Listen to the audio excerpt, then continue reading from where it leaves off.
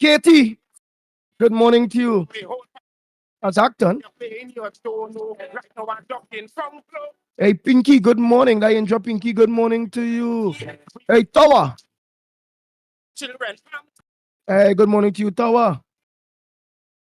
With Ginger Mirage, good morning. Mina from Princess Tongue, a pleasant good morning to you. Rick Lutchman, good morning to you. Nadira, you're up, girl, good morning to you. Hima D, good morning to you. Janet, good morning. Tommy Roberts, good morning to you. Carmen, a pleasant good morning to you, Carmen.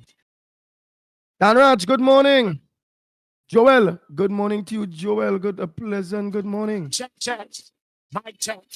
Bounce check. No check. What is it? Well, we don't know pastel for Christmas. Joel R. Hazel. Good morning to you. Christmas. It's pay me. Say pay me. I must buy me punching. Hey, do that, Mohan. A pleasant good morning to you. And children something. Danish. Working. Mohan, good morning. Michael GP, good morning to you. Samantha, good morning. So we don't know. Hey, Gavin, good morning to you, my brother. Hey, Gregory Charles, good morning. Michael Khan, good morning. And Jackman and your whole family there.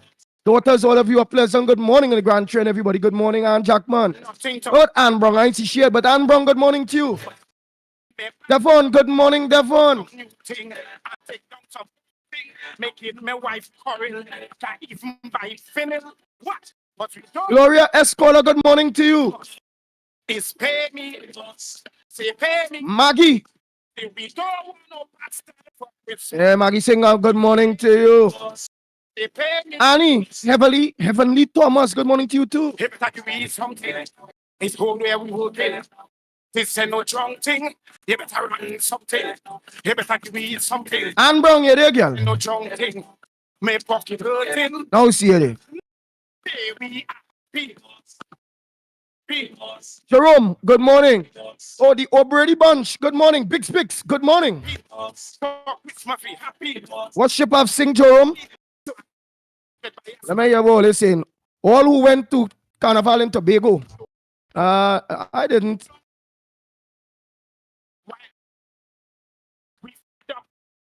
Hey, Calvin O'Brady and the O'Brady bunch. Morning to your family, Tonica. Good morning. Well, she said, bless rise to all.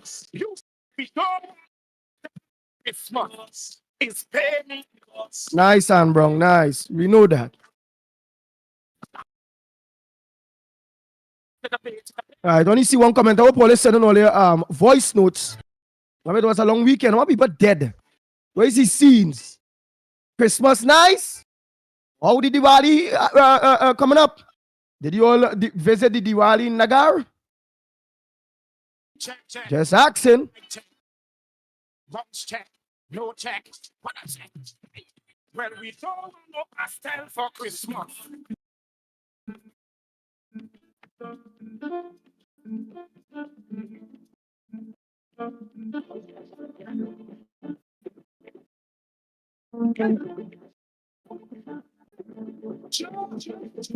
Santa in the hospital. Yeah. Visit Matal. They say he in ICU. I wonder if that is true. So I walk up to this nanny and Dr. Stanley. But Dr. Willie keep on interrupting. Ground report with Mikey K, Andy Williams, and Lennox Smith. Santa ain't coming this year. Santa ain't coming. No parent for me. No party for me. Riches for me. Crazy Woman, shovelers. 66, robbed of SUV. Oh, body, at baby, barbecue bands. stop Want anybody in tell me anything? People Laurel pick to v. see Williams what 2 on days ago. File photo. A 66-year-old woman from Point Fordon was robbed of her SUV on October 25th while buying food in Resillick. The incident occurred around 12:40 p.m. at Slim's Homestyle Barbecue on the Southern Main Road. Her stolen car, a blue Kia Sportage, was later found abandoned on the roadside in Fyzabad. Reports are while she was buying food, a red SUV drove into the parking area of the business place, and a masked man got out of the front passenger seat. He also wore a hoodie covering his head.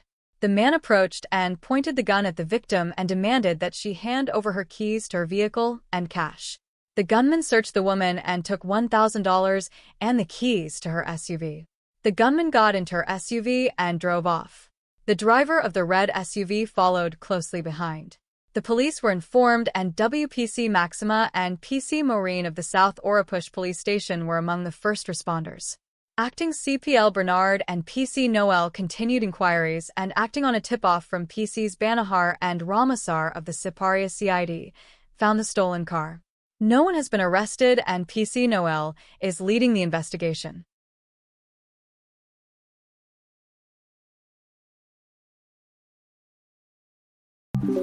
Trinidad election, Trinidad opposition leader. That is a different Kamala to the one in Calypso America. Rose, thankful to THA as street renamed in her honor. Narissa Fraser 2 days ago. MacArthur Linda Sandy Lewis, also known as Calypso Rose, takes a photo with family and friends after Old Milford Road was renamed to Calypso Rose Boulevard during the road renaming ceremony at the Esplanade, Milford Road, Scarborough on October 25th. Photo by Iona Kinsale. MacArthur Linda Sandy Lewis, also known as Calypso Rose, takes a photo with family and friends after Old Milford Road was renamed to Calypso Rose Boulevard during the road renaming ceremony at the Esplanade, Milford Road, Scarborough on October 25th. Photo by Iona Kinsale. Your daughter is home, proclaimed Calypso legend MacArthur Linda Calypso Rose Sandy Lewis as she was among 8 local icons honored by the Tobago House of Assembly, THA, on the morning of October 25th. Milford Road in Scarborough is now Calypso Rose Boulevard. The other 7 icons honored included the late Winston Mighty Shadow Bailey, legendary football coach Bertil St. Clair, former chief administrator Alan Richards, late politician and pharmacist James A. Biggard, late anthropologist Dr. Jacob Delworth Elder, as well as Aloysius Maureen and Edna Maureen Education, both deceased. The ceremony was held at the Esplanade in Scarborough. Calypso Rose, who was born in Tobago, thanked God for keeping her alive, adding that throughout her 84 years she wrote over 1,000 calypsos. The most recent, she said, was done a few weeks ago about Tobago Carnival. Singing part of the song, she chimed, "Get up, let's go, it's Carnival in Tobago / remember October is moss over here.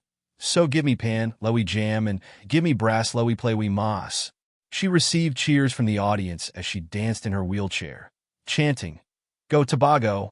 She recalled some of her struggles as a woman in the calypso scene when she just entered. But she said she overcame the challenges, and the very music many tried to dissuade her from publishing are now some of her best tracks. "I want to thank Tobago for having a street in my name that when I go home, the name will still be there, Calypso Rose. I want to thank the THA and all the people of Tobago for giving me this wonderful time. And I want to thank you, Jesus, because you know I am standing upon the solid rock, and the rock is Jesus." MacArthur Linda Sandy Lewis, also known as Calypso Rose, takes a photo after Old Milford Road was renamed to Calypso Rose Boulevard during the road renaming ceremony at the Esplanade, Milford Road, Scarborough on October 25th. Photo by Iona Kinsale.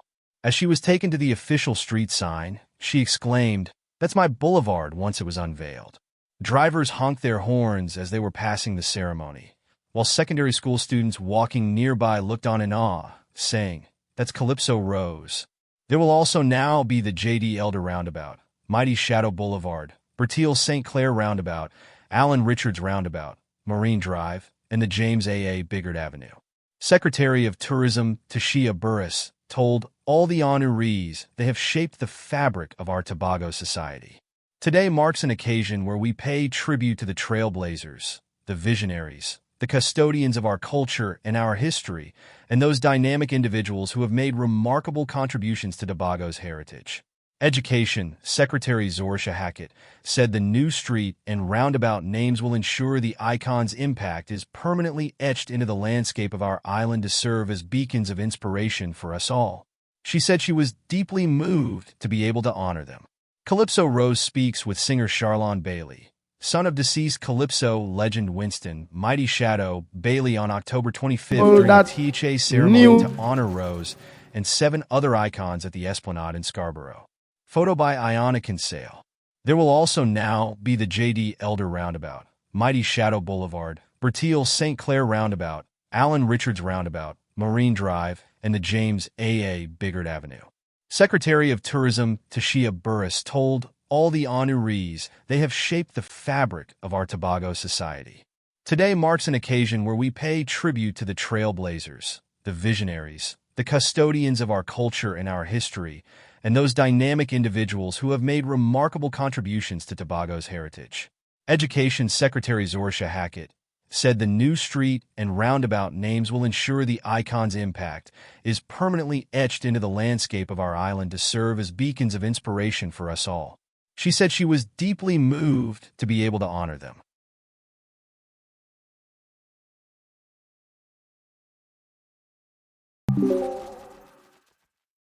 Kamala collapsing, but make sure you say which one before they think you say it's Kamala in Trinidad, eh? Yep.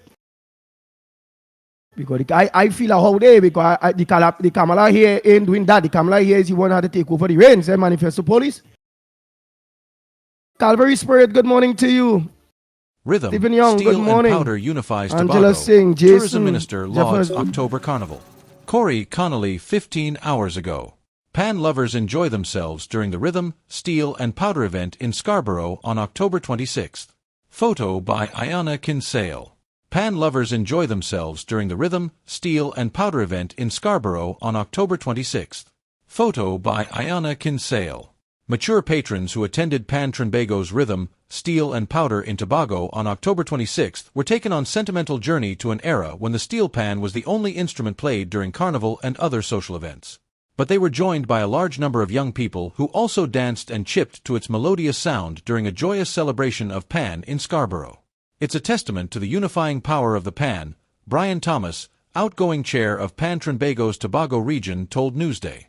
Many young people are very involved in Pan, and that augurs well for the future of the national instrument. NGC Kuva Joylander Steel Orchestra performs during the Rhythm, Steel and Powder event in Scarborough on October 26th. Photo by Iona Kinsale. In keeping with the early years of the instrument, Rhythm, Steel and Powder, a part of the October Carnival festivities, featured a sailor theme. Many Pan officials and supporters wore specially designed blue and white jerseys with "I Love Pans" printed on them. The event, now in its third year, again featured bands performing from the Coast Guard base on Milford Road all the way to Old Market Square on Wilson Road. It was scheduled to begin at 5 p.m. but started an hour late. Patience Hill band Natural Mystic launched the proceedings with a vibrant performance. The group played several soca tunes, including Crazies, Edwin Ioungs, Pussycat, David Rutter's Ganges Meets the Nile and Benjai's, Rodney LeBlanc's I'm a Trini. A Pan lover douses herself with powder while enjoying the music of RBC Redemption Soundsetters during Rhythm, Steel and Powder in Scarborough. Photo by Iona Kinsale. As the band played, several costumed characters, Dame Lorraine, Moko Jumby, Baby Doll and Fancy Sailor, also entertained spectators. Dwayne White, who participated in the Monarchs of Moss competition on October 25th, also wowed the audience with his portrayal, The First Man. Natural Mystic was quickly followed by Scarborough's Alpha Pan Pioneers, which played a mixture of old and contemporary songs from late artistes Denise Plummer, Blacks, Dexter Stewart, Shadow, Winston Bailey, and Stalin, Leroy Caliste. CNB Crown Cordons, from Bon Accord, wrapped up the first segment of the show with Colin Lucas' popular hit Dollar Wine, among others. The On the Road segment featured several of Tobago's top bands, including RBC Redemption Soundsetters, Carib Dixieland and NGC Lennox Steel Smith. Explosion. Neil and Massey Trinidad All-Stars, from Duke Street, Port of Spain, also performed for Pan lovers. RBC Redemption Soundsetters players feel the music during their performance at Rhythm, Steel and Powder in Scarborough. October 26th. Photo by Iona Kinsale. All four bands played a blend of vintage calypsos and soca selections, with Farmer Nappy, Daryl Henry, and GBM Neutrons, Jason Carter, in the center and Michael Tage's DNA being the most popular. The event culminated with exhilarating performances by visiting band NGC Kuva Joylanders and reigning medium band Panorama champions Katzenjammer's Steel Orchestra of Black Rock, which featured the band's junior members. Minister of Tourism, Culture and the Arts Randall Mitchell, who was among the spectators, told reporters he thoroughly enjoyed the event. Pan lovers parade through Scarborough during Rhythm, Steel and Powder on October 26th. Photo by Ayana Kinsale. I am exceedingly proud of Pan Tobago. Pan has had incredible years since about 2002. We have achieved things that we have never achieved before. Hey, Ganesh So Prasad, I all am of you, a extremely pleasant happy good to be morning here, to he you. said. This, what we call the Pan and Powder Parade, is a really good branded event, and we are seeing it all across Trinidad and, of course, in Tobago. So I am very happy to be here. I am happy to be among all of the steel pan lovers and the steel pan. Asked about the Tobago Carnival generally, Mitchell, who was accompanied by a ministerial team, said, I have gotten some very good reports. I have spoken to a couple of hoteliers, and they are extremely happy. Hundreds of pan lovers enjoyed Rhythm, Steel and Powder in Scarborough, Tobago on October 26th. Photo by Ayana Kinsale. Traveling over here today, October 26th, the flights seem to be moving smoothly. So I am really happy that this event, this carnival, I am happy to see how it has developed, and I am happy it is creating a boom for the tourism sector here in Tobago. Among those attending the event were THA Secretary of Tourism, Culture, Antiquities and Transportation Tashia Burris, the division's Assistant Secretary Neil George, and retired Brigadier General Carl Alfonso. Hey, Glenda Isaac, a pleasant good morning to you. Balraj, Ram Kisun, good APS morning. teacher emotional. No one fighting for students. Maya Kwame 4 hours ago. Southeast Port of Spain Secondary. Photo by Jeff K. Mayers. Southeast Port of Spain Secondary. Photo by Jeff K. Mayers. Stakeholders at Southeast Port of Spain Government Secondary School will be sending letters to the Mayor of Port of Spain, the Education Ministry and the National Security Ministry on October 28 requesting that they urgently address safety concerns at the school. This was the outcome of a meeting held by the Trinidad and Tobago Unified Teachers Association, TUTA, the Parent Teachers Association, PTA, the School Board and the Alumni Association on the school's compound on October 25. The meeting followed a shooting near the school on Nelson Street on October 17, which left 3 people injured. It was not the first incident of gang violence near the school. Newsday spoke to a teacher who got emotional as she said the students are battling to get their education. She cried as she spoke about her fears for the safety of her students. It breaks my heart to drive up here and see students walking up the street in the morning. As we await, good morning to all and sundry. As we await, of course, to join the ground report, we were taking the news as has become the pattern and the format on the corridor transfer formation just before we join the ground report, Andy, Mikey, and myself. So I trust that you enjoyed the news in the meantime. Brathwaite, president of the PTA and chairman of the local school board, spoke to media outside the compound before the meeting began. Brathwaite said, "The purpose of the meeting today is not to disrupt teaching. It is to come to a long-term resolution. We understand that it will have short-term to mid-term then long-term solutions. But we are going to officially start the process to do what it takes to get these measures implemented with a view of having total resolution to what is taking place in the community." When asked about her thoughts about a possible relocation of the school, a proposal that some members of the community have rejected, she said, "Sometimes we have to look at the bigger picture. While schools do play an integral part in communities, the bigger picture is that at Southeast Port of Spain we have a population of approximately 800 persons including teachers, staff and students, and the bigger picture is safety and security. The persons who were injured could have sought refuge on the school compound. What would have been the end result? We would have had another reason to be here today, which is what we were trying to avoid by all means necessary. We cannot do it independently, we have to do it together. Hence that meeting today." She said the discussions have not reached the executive members of the school board but eventually will, as the PTA takes the meeting step by step. "We are meeting with the principal and his team today, and once that conversation is completed we are going to go to the next level. We are taking it step by step so we can get the end result we are looking for." When asked about the mental state of staff and students, she said it remains unstable. "We have children who come to school as early as 6 a.m., Some have to walk from the upper and lower parts of Port of Spain, and it remains a concern. But do we continue to ask children to stay home? No, we cannot do that because time lost in education cannot be regained. At no time is it our intention to disrupt the delivery of the Lennox? curriculum because education is critical and we have to be mindful of to check that. your mic. Still, the Okay. psyche remains unstable Alright, okay. and we have a lot of concerns from parents or teachers. Media also spoke with Donna Dixon, the PTA secretary, who is a past student and has a child attending the school. Dixon said, "My child is frustrated because she has her SBAs to get done and nothing can be done because of what is happening. I am very concerted about what is happening on Nelson Street. I feel for both the students and the teachers we have to be aware and concerned about what is going on, and we are all here today to come to some sort of resolution as to what happens next for Southeast. The fear is real because something could really happen. Every Come day on, we let are them it's me, hoping and it's praying that Lennox. it never occurs." Kwame Cowie, president of the Alumni Association, Yes, beautiful. said I he mean, was at the yes, school yeah, just my after Petra, the yeah, my shooting took beautiful. place. I was able to witness and All right, experience Monica, some of the everybody fear saying and all right. anxiety Ash. amongst the staff and the students, so we, Good the morning to Alumni you. Association, stand in support of what needs to be done to make safety a priority for the students and the staff of the school. Only 80 out of approximately 800 students were on the compound when Newsday visited. One parent, Diane Carr, who was invited to the meeting, said, "My son is informed too, and this affects him a lot because he's missing classes. The situation is very scary. Teachers and students are afraid to come out, and even if you're here, you're not safe. At any time bullets can come and a child or somebody could get injured. God forbid it be fatal.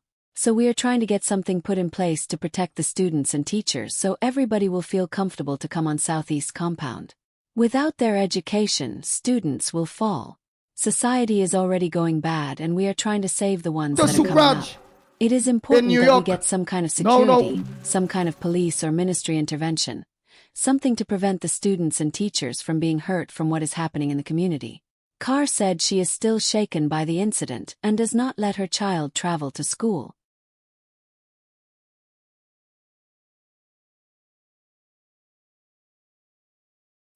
Morning. You now come on to. And now call her name. I just remember the names are calling. You now come on to.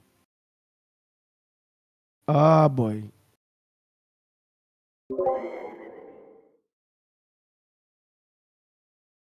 Oh, that Nadia. Mohammed. Right. Nigel Mo. Morning. Nice. Let's get down to the. Let me get some of the headliners now. If there's anything, I'll show you in a kind of background there with my co-host there, Lennox. So it looks like Yes, it's up you are. and You are my friend. You are my friend. Are you hearing me loud and clear? very loud and clear, my brother. Earlier on, yes. I was not. I say it was maybe he was cursing and. Normally, what I would do whilst you of course going through your roll call, so to speak, I would normally give a bit of the news that is played automatically on a system that I have here. So I will have to of course cut off your voice in order to accommodate that. But that being as it may, but let us of course a pleasant good morning to all and sundry, east, west, north, south, central, our friends in Tobago, and wherever you are. Come on. Go ahead, Lennox. But just telling Shalisha come in, she now come on. Don't be so late. Only remember, let's have to start to share. Share Lennox Smith thing. Share my thing. Share workers' right. Yes. Share. You have a duty and responsibility. Let's do business. Yes. This will be And don't forget to send all your voice notes too. Send all your voice notes and all your front burners all now. Right, Wendy and John, all of you send it now. Right, and don't forget too that the lines will be open very, very soon too. And we want to know how much is he murders, why is he murders, who gave him invasion that we don't know about, what's up. Lennox Smith, well, back to you, my brother. Well, yes, indeed, of course, all of that is in the news this morning. Unfortunately, that is the reality of Trinidad and Tobago in contemporary or in these times. Yes. So of course you'll have murders. I have said, on numerous occasions, I'm not going to focus on the numbers of murders. What I prefer to do is to say what occurred in the news today, and then of course the very learned and persons who monitor this, talking about the callers and so on, will then tell us But if not, of course, we will find the information. But I want the callers to do some homework as well, so that we demonstrated the interactiveness of the ground report, which of course is a critical feature of the policy programming of the ground report. That's how it was designed, to make sure that you participate. So we're not going to do all the heavy lifting, so to speak, whilst you of course remain there and be just an absorber or a sponge for the information that we would have given from wherever we would have gleaned it. Don't forget, of course, we will be introducing, at least from tomorrow, in the normal news, what is happening in the rest of the Caribbean, particularly closer to 8 o'clock, the 8 o'clock hour. As you know, we are on Gael from 8 o'clock. Yeah, we are on Gael from 8 o'clock, 8 to 10 o'clock, 2 hours, and therefore, of course, further extending our reach, so to speak, and the interactiveness of the program to the wider Caribbean or our CARICOM brothers. But CARICOM, well, the Caribbean, as you know, is not only English speaking, but we have the French speaking. We have the Dutch-speaking Caribbean as well, and we have the Spanish-speaking Caribbean. So any one of them, of course, we have the technology to interpret, but certainly I cannot speak Spanish or French. But I suspect that those in those islands that speak that language in particular, but still are familiar with English, because English is supposed to be more popular and universal, and the business language of the world, that of course they will be able to participate. So we are not going to leave them out, and we are going to, of course, talk about issues that may be topical in those respective islands. That being as it may, well, of course, the rhythm, steel, and powder unifies the Tobago Tourism Minister Lord's October Carnival. Well, that, of course, is the carnival exercise. It will have been completed yesterday, and I understand from all indications it met its objective. One, of course, to be an economic spinner for Tobagonians. Two, of course, in terms of the quality of the presentation. Three, participation. Four, of course, young people involvement, and indeed that special aspect of it where certain icons of Tobago were not necessarily in the entertainment field, but in sporting and academia, etc., were honored by the THA. So what we would say in a nutshell: wonderful, well done, of course, THA, in spite of the naysayers and the negatives that seem to have found its way into the discussion prior to when the proof of the pudding would have realized, and that is to say, to have a successful carnival. So I trust that those who are making their way back home, whether in Trinidad, up the islands, or farther afield, that you have an incident-free journey back to your respective homes. I have not heard of any untoward incident as far as crime and criminality is concerned, and that so far seemed to be good news from the sister isle. Kamla, PM grasping at straws over Jindal. Well, I mean, this Prime Minister is the greatest in terms of his inability to, not as Manny would have told him, not every potong or every mongrel you will, of course, run down, because, of course, most of them will even want to bind the tires of vehicles. Well, Rowley has been relegated to that status, to that state, because here it is in wise, of course, in the conference, the Chogam conference in Mea, or Samoa, in the Pacific Ocean, so the other side of the globe. Rowley was made a, well, of course, thought it was necessary to have a elaborate, should I say, irated comment on his Facebook page. I took a look at it. I read it as well, and I can tell you it was very elaborate, because he thought that a 2023 lifetime award to the Secretary General in India by the Jindal. They own a university, so they awarded her. And because Jindal was present, the man who has sparked controversy in Trinidad, he related that to, of course, justifying Jindal being in his office and he wrongly being associated with him in a situation where the offer for interest in the Petrotrin oil refinery was terminated, came to an end. But Rowley was there. And interestingly, in that letter, I mean, it is really a case of when the gods wish to destroy you, they first send you mad.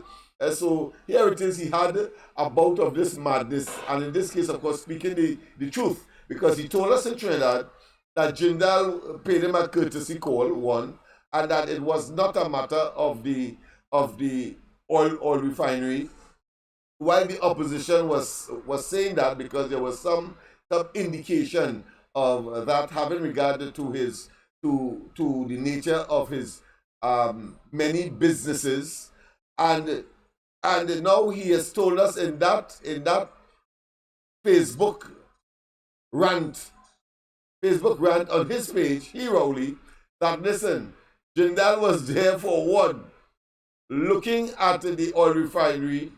Two, they already had an invitation or were given, of course, the authority to look at the books of the oil refinery. All of that took place, and it appears that there would have been some kind of inspection that would have taken place as well. Yet still, Rowley did all of that when the time for submitting bids came to an end. And he gave the impression that Jindal was there, happened to be there, and resulting from his visit in India, and all of that diatribe, only to tell us the truth later down the road. But that is normal with Rowley. We have seen that with the same thing when he almost caused a certain president to be impeached when he said that it wasn't him who, of course, interfered with the Police Service Commission shortlist, and then afterwards he had to admit. So it is not surprising. His integrity has gone to an all-time low once again. Finance Ministry reviews, of course, Exim Bank Forex window. And again, this is another story that we have to look at because it is about foreign exchange. It is about whether or not we will get the goods and services in for Christmas, or some of the basics that we would normally associate with, whether it's flour, whether it's sugar, whether it's rice, etc., that we would have associated with, and whether or not. What it is? What's that headliners here? That one is the Finance Ministry reviews Exim Bank Forex window. Remember, just after after the coup, the government allocated some 75 million US dollars to Exim Bank to on-lend, if you want to call it that, or to provide to business. Is that the bank what Stuart Young brother is associated with? No. That's a government. That's a government, strictly government initiative. It is located. Its headquarters is located around the Savannah, and that bank is supposed to assist businesses, manufacturers who have an export market. And so what it normally would do, because I mean, when I used to export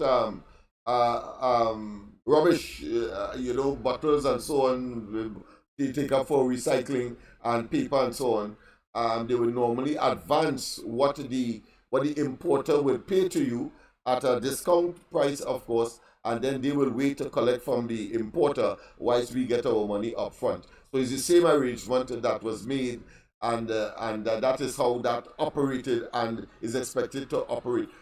However, Imber told us during the course of the budget statement that the bank was working well, and that money that they provided to the bank, well, it made 100% and more in terms of interest. So it was a net foreign exchange earner, a foreign exchange earner. Well, guess what? You know, after recently, I think last week, the business community say, listen, Forex is hard to get. And basic items like onion and other commodities, flour, rice, etc., coconut oil, and all of that, it may go up because the businessmen who are importing these items cannot have access or do not have access to Forex. No, again, it shows that Rowley and Imbert and they constantly lie to us, because if it is that it made Exim Bank initiative made so much money, how it is today that the business community are quarreling and saying that prices may increase because of the shortage and or lack of foreign exchange. I mean, here it is, another faux pas once again, another deception on the part. That is what you have to conclude. You cannot conclude anything else. And of course, the minister realizes that he has, let's say, tata on his face. Yeah, embarrassed in that situation, because he just told us that the Forex initiative that they took with Exim Bank doubled. How come people are now saying, how businessmen are now saying that, listen, there will be a shortage because of the shortage of foreign exchange, and therefore available to them, and therefore the prices of things will increase. Well, he went mad, and then of course saying that he somehow he's in disagreement with these businessmen, and that it has to be reviewed, and it is under review, etc. Review, etc. When you know when them say something is under review, it means that it is worse. It is going to be worse. That has been their trend. OWT, OWTUT, and Tech claim legal win over protest. You know that we did get it first to the population when 2 days of protest by OWTU and of course the T and Tech. Well, there was an injunction filed by the, well, let me put it another way. T and Tech officials attempted to file or to get an injunction from the court that these workers must not, of course, stay away from work because they are categorized as essential service. That has always been so.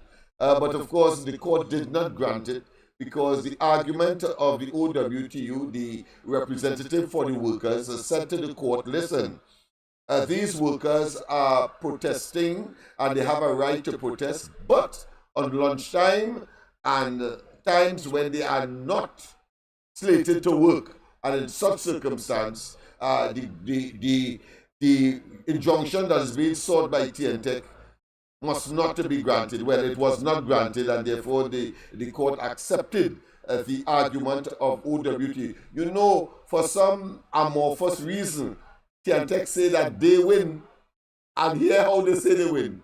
They say they win because even if they didn't get the injunction from the court, but what the court say had the same effect as if it was an injunction. I don't know where these fellas get a degree from or the common sense. You know, you went to the court to get an injunction. You did not get the injunction, but yet still you're saying that what the court said had the impact similar to an injunction. I simply don't know where they get these people from. And I blame Rowley because he seemed to always have a deficit as far as due diligence and the square peg in wrong hole scenario that has been typical of this government by people being in the wrong place because they simply weren't ready or obviously not qualified. Sando, yes, Sando? Yeah, the Sando Chamber outraged as elderly businesswoman robbed, assaulted. Now just imagine that. All right, so elderly businesswoman was robbed and assaulted in Sando. Yeah. Within the Sando area. Yeah. And the chamber is vexed. Of course, the man who said that he's there to, from the police perspective, there to, of course, settle things and to reduce those kinds of incidents. well, of course, they said, well, where were you? Where are your men? It happened on a main street in San Fernando, in San Fernando proper. And that happened, of course, to a stalwart in business. I think she has 2 businesses, and I think she's doing some exporting as well of some items. So she's a net exporter and therefore an earner of foreign exchange. And what the impact of that will do, of course, is reduce the amount of persons going into business, and it doesn't tell a nice story for young people who may want to enter business. And of course, the death of that businessman from Shogunas that was kidnapped and killed, and there's another one who has been kidnapped but not yet found. All of that came into the fray, having regard to the irate and the concerns of the chamber and the business community. No response, of course, from anybody so far, neither the National Security Minister or, I understand, the Commissioner of Police on that matter. NTA, stop me if you want to, of course, elaborate a bit on any item that I would have raised. Let me hear what the NTA is saying. NTA leader. Alliance talks ongoing for general elections. So, of course, he said that, but, however, he said that there has not been a response to their overture from the UNC and the political leader thereof, Kamala Prasad Bisesa. And, of course, he's saying that he's not begging anybody, but, of course, they're talking, of course, they and COP and other entities, I suppose, are in talks, and some have already identified the constituencies that they are going to contest if when the elections is called. I shouldn't say if, but when it is called. The only if is whether it will be called this year or next year, but it must be called next year. But it must be called, and so nonetheless they are going full speed ahead. Of course, we know as far as he is concerned, the political leader of the NTA, Gary Griffith, they have slated his party has slated St. Joseph as the seat that he would want to contest. But it's early days yet. Rowley and they have their internals, should I say, dialectic or antagonism. And I heard, of course, Lee Hunt on an interview or it is in the public domain where he agrees with the former union leader, Batiste, who, of course, at the General Council meeting to ratify Rowley's decision to postpone the internal elections. He is saying that he is in the corner of Jennifer Batiste, and that the constitution of the party is being violated. And of course, if one listens to Dr. Rowley, as far as the constitution of the PNM is concerned, he sees it as inviolable, meaning that one should adhere to the tenets of it, and that has made the PNM and give it the longevity, the long-standing nature that it is. But here it is. As everything else, he has violated that, and of course, Lee Hunt and Jennifer Batiste, and I'm sure they are not alone, are saying that that is unacceptable. You cannot unilaterally and without the approval of the appropriate organ, the General Council, simply having put everything in place, including a date, say that you have postponed the internals. Of course, we know from the outside that there is a deep concern as to the role, the sudden role, prime ministerial role of whether deputy or otherwise, or maybe possibly being anointed for that role, is that of Stuart Young. He was in fact the acting prime minister, taking over from Imbert, and I'm sure that would not have gone well or go on well with many of the stalwarts and those who have the interest of the party at hand. But of course, that is expected. Dr. Rowley is not one to be trusted, and I'm certain that at the end of the day, just as everybody else, the PNM has outlived its usefulness. It has been morphed into a criminal enterprise, and anybody hanging on to that must understand that eventually it will be relegated to the dustbin of political history in this country. Oh boy. Anything Nice. else? By the Yeah. meanwhile, let's open the lines by the meanwhile, by which we will run through by the meanwhile. Time check. It's at 2 minutes past the hour, 3 minutes past the hour, 7 o'clock. And you're listening to Ground Report. Don't forget that each and every one of you are invited for your comments at this point in time. What's on your front burner? What's supposed to make news that ain't making news? What Lennox Smith did not elaborate on that you'd have loved him to elaborate on. So don't forget the numbers to call: 225-6644, 225-6644, or 239-5120, 239-5120, or give us a WhatsApp call at 366-3053, 366-3053, or send out WhatsApp a voice note at the same thing. What else you have there by the meanwhile? Yes, Calls. remember, this is your program, and it is not a matter of talk, but it's a matter of sensible talk. And when you would have called in, then of course I have an obligation to give way, of course, with the signal given to me by Andy. Let us get it clear, so that to the extent to which I would continue to speak on matters of a current nature will depend on you. So I expect that you will call now or begin the process of creating your voice messages so that we'll be able to play it during the course of the program. This is about you, interactiveness. UWI medical graduates urged to put patients before profits. Well, too often the reverse is the case. So that is good. That is good. That speaks for itself. That is good advice to the graduates of the medical faculty of UWI. Transport Commissioner, this is very interesting. Transport Commissioner, new number plate system will combat crime. So we have a number plate system that will combat crime. But remember, we also had a prime minister who said that, of course, crime is a public health issue. And therefore, why this is nestled in the Ministry of Works. We had one nestled in the Ministry of Health.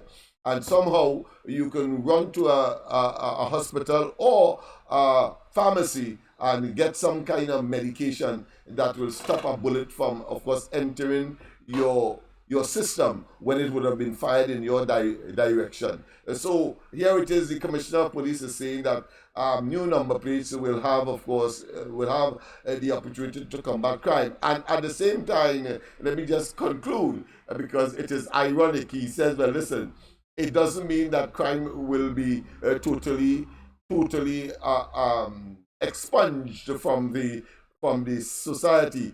So why make that statement in the first place? But I think at the end of the day, they have a bout of reality, and then of course they come down to the nitty-gritty of this situation. He says, listen, these number plates will be electronically supported. There will be special people who will be designated with a certain identification authorization to, of course, issue these number plates. They are going to be ultra modern.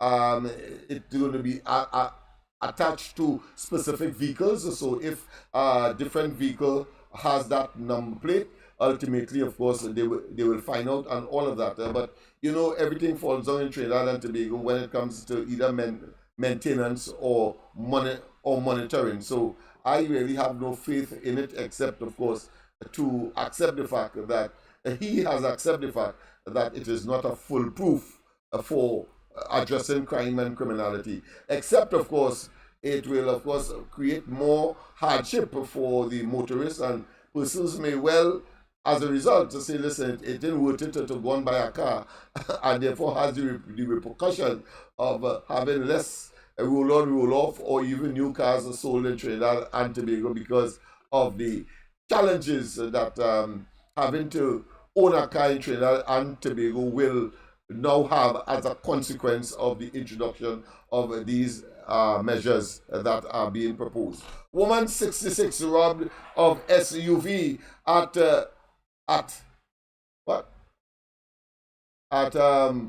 barbecue stop. I can't believe it, so I had to watch the word. So let me read that over again. Woman 66 robbed of SUV at barbecue stop in Roselac. NTA, yes, at Roselac. So she stopped to get a barbecue of sort, and then of course she was told she was relieved of her SUV, 66 years of age. So the very vulnerable in the society, the children, as well as those on the other end, the senior citizens seem to be a target for the criminal element in the country. What again? Yes, William Seal. Yes, a very important one, I think, for me at least. The Southeast Port of Spain teacher emotional. No one fighting for students. And of course, on the agenda is the removal, the possible or the suggestion that the school itself must be removed from the location, its current location. Of course, the residents, by and large, have resisted that. They're saying that's a no-no. I am of that view as well. What I would like to see is that it is a beefing up, of course, of security, including, of course, that of police, quite apart from the MTS workers or guards or security guards that are on the compound, and one or two other measures that would, of course, make it a little more safe for students to attend, including the teachers and all of the other stakeholders. But more importantly, the very community that is saying it ought to not be removed, they themselves have a job as well to, of course, avoid incidents like that cause, of course, the teachers and or the principal or the administrators to contemplate or to consider the removal of the school from its present location on Nelson, between Nelson and George Street. Because it's the same location, I want to tell you, that Despers has been removed to, but just lower down Nelson Street. All right? So that is that as far as that is concerned. And I would want to play an active role in, of course, keeping the school there. But I always believe that you must contain the problem as opposed to spreading it. Wherever it is relocated, what gives the guarantee that the situation as far as violence will be reduced? What guarantee? It's just as the stupid and nebulous and nincompoopish and irrational logic of this government emptying that area, East Port of Spain, and then transplanting the same people into housing developments or apartments in other parts of the country. What you would have done, and I have no doubt, even though there is no pellucid, or should I say empirical evidence to support what I'm saying, but my common sense will tell me that if you take a bandit and move them into another community, what you will have in that community is a bandit to of course, distress the people. And therefore, what you should be doing, Rowley, and I'm sure the Kamala Prasad Bisesa administration, when they come in, will be considering that, because they did it in the past, and that is contain the problem, and of course try to introduce a sort of what I consider to be social or socio-economic re-engineering with people who know, as opposed to the dunderheads that purport to be in government and having offices that they do not deserve, a square peg in round hole, and expected to have any solution. What was Kamala Prasad Bisesa's solution? Well, give every one of them who would have signed the rental agreement, give them, and I should say, let me be more appropriate commercially, sell them that their apartment for $100. And the argument is that they have been there for generations. It means that they would have spent more, they would have paid more in rent over the many years, over 40, 50 years, paying rent. So therefore, $100 is fair as far as I am concerned, and I am in agreement. And then what will happen? What will happen is that a grandmother a parent can now say, Mister, if you do not behave yourself, I will not leave this apartment in a will for you. As it stands now, it's not yours. It belongs to HDC at the end of the day because you are renting. But if you own it, it means therefore it is a disciplinary mechanism that can be leveraged in order to make the young man and or woman get on the straight and narrow. More than that, you can now mortgage the apartment in case you want to send your child to university or to school.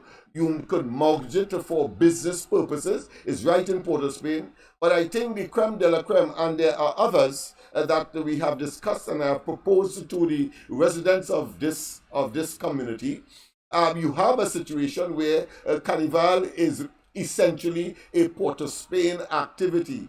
It means that therefore every Carnival season you can empty one of the rooms, for example, temporarily, and then of course you have a collective advertising on social media, etc., to the metropolitan countries or to the tourists that will come here and say, look, we have rooms in East Port of Spain, because as you step out from your apartment, you're right in the streets and right in the carnival. So you have a business opportunity there. Of course, I cannot be naive, because what has to happen, the young men and young women who are engaged in crime and criminality must understand their role and responsibility. So that could only happen when, of course, the area is clean, is devoid and of these elements that, of course, will generate the kind, first and foremost, the kind of information that will telegraph to these very metropolitan countries whose governments tell them, listen, don't come to Trinidad, but if you come to Trinidad, if you have to come to Trinidad, don't go on Nelson Street, don't go on George Street, etc. So we have to clean up our acts here, and I'm certain that there are sufficient experienced individuals that have been able to interact with the various embassies here representing the various countries of the world where we will be where we can target tourists and so on to come to Trinidad, and let them come in, as I have done in the past. I have brought in, of course, the British High Commission, the Canadian, etc. Yeah, hey. Oh boy, oh boy. Yeah, we have Trinidad, you know, we have to touch on the we have a caller? local and the 1% news. Yeah. You know, we had to touch on the 1% news, see what's going on in the 1% final news. Kamala, improve moral, spiritual values in families for Just better hold nation. hold 1 minute, hold 1 minute. Go ahead. Good morning. I'm Soini Gray with Headline News on CNC3. Acting Prime Minister Stuart Young is reinforcing that the People's National Movement is strong and united, as it has always been. This comes as there are claims of infighting within the party for the leadership position. I say here tonight to all of the naysayers and to all of those who are trying to get involved in the PNM's business, you will not succeed, because we know what we are about, and we know that we are an inclusive party. Young made his comments as he addressed the audience at the party's Diwali celebrations, which took place at Palisade House on Saturday. United Nations Youth Champion for Disarmament, Kobe Sandy, believes the lax gun laws in the United States of America contribute to the high number of illegal guns in the region. Speaking to students at the Pace University in New York City earlier this week on the impacts of the free movement of guns and arms from countries like the United States, Sandy challenged political science students to explain the ripple effect of their country's lack of gun control. Sandy was the only one from the Caribbean who was selected out of 1,000 applications for the program. Opposition leader Kamala Persad-Bissessar says the breakdown of family life has led to moral decay and unprecedented levels of crime and violence in Trinidad and Tobago. Speaking at the Diwali Nagar on Saturday night, she says now is the time for the nation to revisit the values and principles instilled in the home. Persad-Bissessar praised the National Council of Indian Culture, saying this year's theme and its focus on the family was timely and relevant. She also stresses that parents must take involved in their children's lives, adding that the family must serve as a safe haven in an often harsh and unforgiving world. As parents and guardians, We must confront the challenges of our children's environment today. Digital technology has gripped the world, replacing the time we spend with our children and the lessons we impart. The temptation of drug abuse, coupled with peer pressure and bullying, requires us to be vigilant and present in the lives of our children. Those were your 6 a.m. news headlines. Those were your 6 a.m. news headlines. We'll have another news update at the top of the hour right here on CNC3.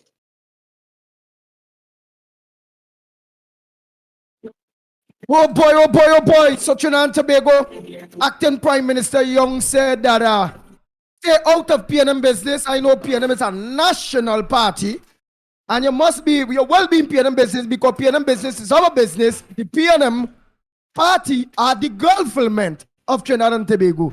Just like how people can say stay out of UNC business. That is BS. Since you're running as a national party, you are everybody's business. Who else here where it is? Just have elections of PNM membership alone then. That's all? Simple answer. On the grounds of just say something on that ground. But again, you are all invited. Time check. It's 19 minutes past the hour of 7 o'clock. And you're listening to the ground report. I have a few voice notes to play there, Lennox Smith. I'm organized and just go ahead, play those voice notes. Let me hear you. Go ahead. Just to say that it's a futile attempt by Short Young, maybe given his recently acquired new position of acting Prime Minister. I believe that he is head of the party, it appears, so he could tell people stay out of the party business. Well, I know that when they perceived the UNC to have some challenges, and even in the debate on the budget, I saw where they were taking sides, if you want to call it that. And he didn't see that as interfering with UNC business. So now that the shoes is on the other foot, they are trying to say, do not interfere. Well, I say, and as you say correctly, we have a duty and responsibility too, because they are in government. The UNC is not in government, and Ole was interfering in their business. Well, you are in government, and all of us have a duty and responsibility to comment, because clearly, and I could say categorically, the PNM is in fact imploding, and no amount of superficial, no amount of orders, no amount of strident plea to have us stay out. We will not stay out, unless of course only stay out of our business by getting the hell out of office. Go ahead, my friend. I trust that you will be ready by now. Good morning to you. Good morning, Andy, Lennox, Mikey, Newbie, and to everybody out there. I want to tell this army whisperer, if you were not in government, we would have stayed out of PNM business because we know it's rotten on the pavement. But you are in government, right? And just as how all of us put it all your nose in UNC business and talking about who should, Kamala should step down and Kamala shouldn't step down, we will put our nose in all your business. Because, as I said, you all are the government, right? And don't come and tell us what to do. You must practice what you preach. You don't want nobody to be in all your business because we know all your business rotten on the pavement. Don't interfere with UNC business. And I want to tell this army whisperer, you talking about the PNM bill this and the PNM bill that and the PNM bill the other. We don't want to know what the PNM bill from 1956. We want to know what Rowley built since 2015.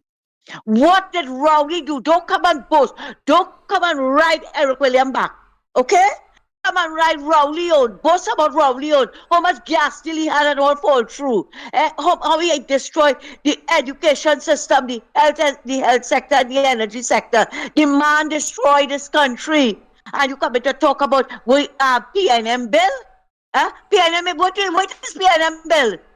You would swear, Andy and Lennox, to hear them talk. You would swear that when the Queen left, we were swinging on vines. We didn't have a good education system and everything. Hospitals. Who just build the hospitals? You know, PNM have a way to say it's the PNM build the hospital. If we didn't get it from Colonial, you know, no, it's the PNM did everything. So, right? Coming to boast, and they can't even boast what they did for the last 10 years they in office. $600 billion spent, and they can't show anything for it.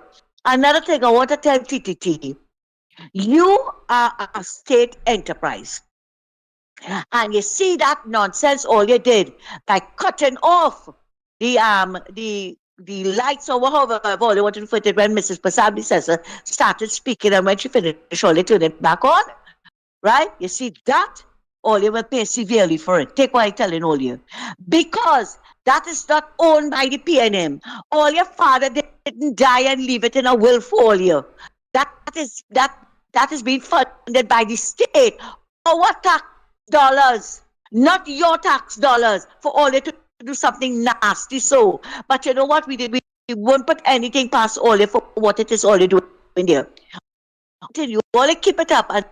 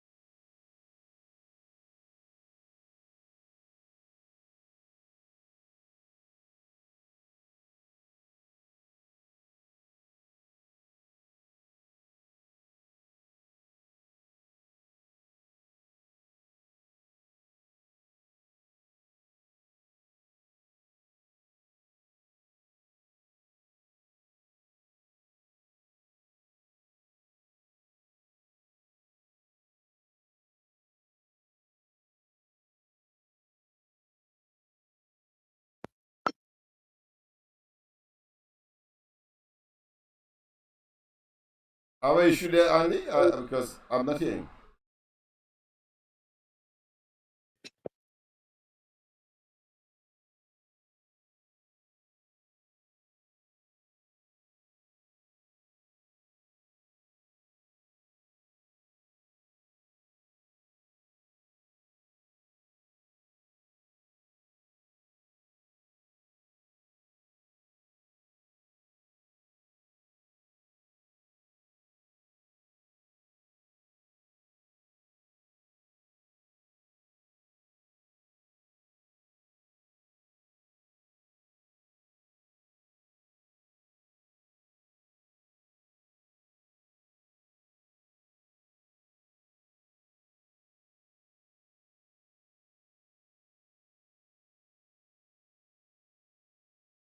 But Lennox Smith, why you're not talking? At least you could have engaged. You realize Santa Cruz gone. All you had to say is, hi, because I engaged there trying to... I was waiting for a signal from you. That's why I asked. I didn't want to overtalk and next thing might have been you see gone and you realize, hey, you ain't hearing me. You just go ahead anyhow. That's a convenient argument, man. We went through that already. Let me go again because see the calls was, the phone was ringing down there. All right. So people, of course, now that I've gotten the signal, yes, indeed. Of course, Ms. Santa Cruz was correct and is correct and that should be the consensus. I don't think anybody would have any problems with that, except of course the leadership of the PNM on this occasion, because they have projected themselves to be, of course, impeccable. They have no sin that they are the perfect party because they have been around for the longest while. In fact, they deem themselves the only national party.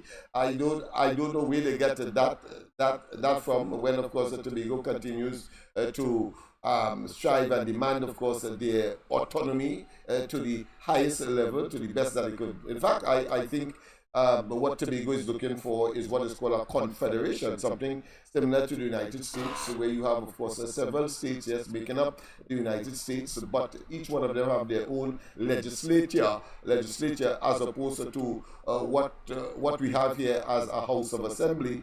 What other trainers you have for us to while they explain Miss Santa Cruz? By the meanwhile, they are just organizing something. What other headliners you have there for us? Yeah. Let me go because just before we have to leave, Kamala, of course, improve moral, spiritual values. in families for better nation. I think these are very significant developments, but I wanted to also emphasize that that message was not carried by TTT, even though TTT was supposed to be there on site almost every night. They are there carrying, of course, the goings on at the Naga. And just for that period, just before she gave her address, and just after she gave the address, the TTT technical problem was solved, and therefore the leadership of the party, in fact the PRO of the party, I think it's the chairman of the party, Nanku, has written a letter to TTT asking for a rebroadcast of her message because it was not carried live, but of course to demonstrate that it was not something deliberate. That the best they can do, or the least they can do, is of course compensate for that, because they don't want to ascribe any untoward or any, should I say, punitive or any measure that would suggest it was something that was deliberate. But I feel it is a fair request. If it is that it was something that was genuine, then TTT must find space in order to rebroadcast appropriately, of course, with the appropriate advertising of Kamla Persad-Bissasa's presentation. Other than that, the over 300,000 persons that supported the UNC, and of course even more having regard to the elections results, to show a substantial amount of persons in this country would want to listen to the political leader of the UNC in circumstances where the Wali is concerned, having regard to the fact that she is of a Hindu stock, let me put it that way, and the population, especially that Hindu population, would want to hear what she had to say on the occasion of Diwali 2024. I think it's only fair, and I understand that the management of TTT did say that they will look into the matter, but if it is one that they perceive of a political nature, they will have to reference the Minister of Communication, Nobriga, as to this, the step or the movement to make in terms of rectifying or compensating or giving justice and due right to the presentation of Kamla Persad-Bissessa on that occasion. And I think it's only fair. I think I expect that they will do the right thing. Other than that, of course, they will not allay the speculation for the time being that it was something deliberate, and they try, of course, to humiliate, frankly, the opposition leader and try to stymie her message to the national community, not just the Indian or Hindu community.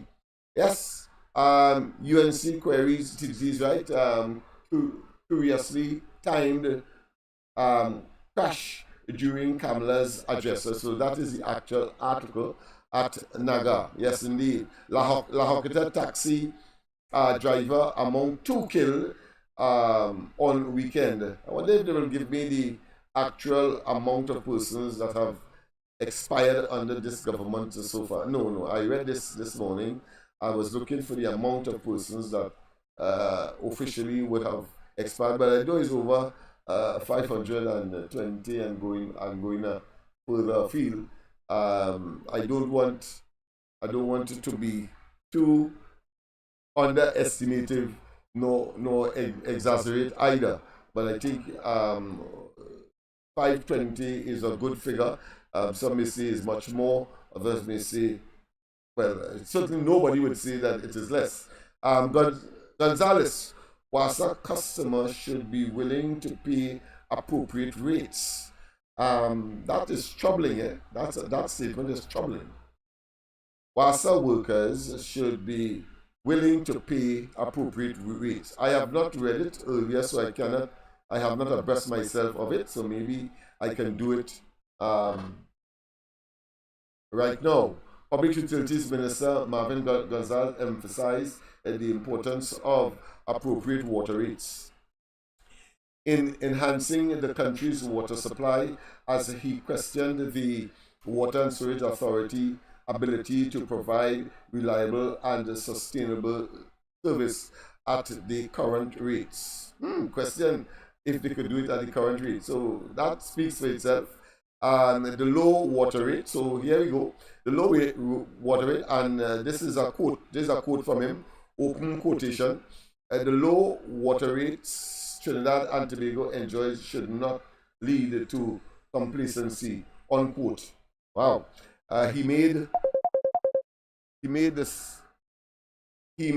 the comment at the commissioning of the new water treatment facility in Maraval on October 26. Gonzalez said the government's investment over 8.5 million in the facility, as he raised concern about long-term maintenance costs. And he questioned the sustainability of relying solely on the Finance Ministry for ongoing funding. And he asked the question, quote, open quotations, can we continue to maintain it by depending on the Minister of Finance, who may not be getting the necessary revenue from oil and gas to maintain these facilities? And then he continues, what about WASA collecting the appropriate rates from its customers? He questioned. Residents might and should be willing to pay these rates so the utility can maintain the pumps and the necessary infrastructure, ensuring you, the citizens, receive a reliable supply of water. In a subsequent telephone interview with Newsday seeking clarification, Gonzalez said over a year ago, an application for a rate review was submitted to the Regulated Industries Commission, RIC, after WASA provided a comprehensive business plan as part of the RIC's requirements. He expressed hope ongoing quality standards reviews would be completed within the next 6 months. So people, you have an idea as to when they will be looking at an increase in rates as far as water is concerned now that they have achieved, of course, electricity. Gonzalez said any increase should not occur anytime soon owing to RIC's procedures, which include public consultations. He said while many residents blame the government and the WASA for water shortages, the issue is the issue is multifaceted and unexplained illegal developments, homes built outside the utilities grid play a significant role in these shortages. At the event, Gonzalez stressed the need for meaningful public engagement to discuss these challenges. It's and one is quoting here now. The paper is quoting him. It's all interrelated issues. You cannot look at one issue and assume that solving this particular problem will solve a financial problem. He recounted a visit to Paramin that inspired him to advocate for the damming of the Maya River and the construction of its facility. The river currently supplies water to Maramin. Supplies water. No, let me just read that over. The river currently supplies water to Paramin through gravity flow, reducing reliance on the water treatment facility. All right. Gonzalez also discussed ongoing efforts to refurbish a 200,000 gallon tank built in the 1980s at Cameron Hill in Marval that had initially been deemed unsuitable owing to soil concerns. So, in essence, I think we get the gist of it, that he is preparing the argument, he's preparing the population with the argument for increases. It's clear. And that is what he is saying.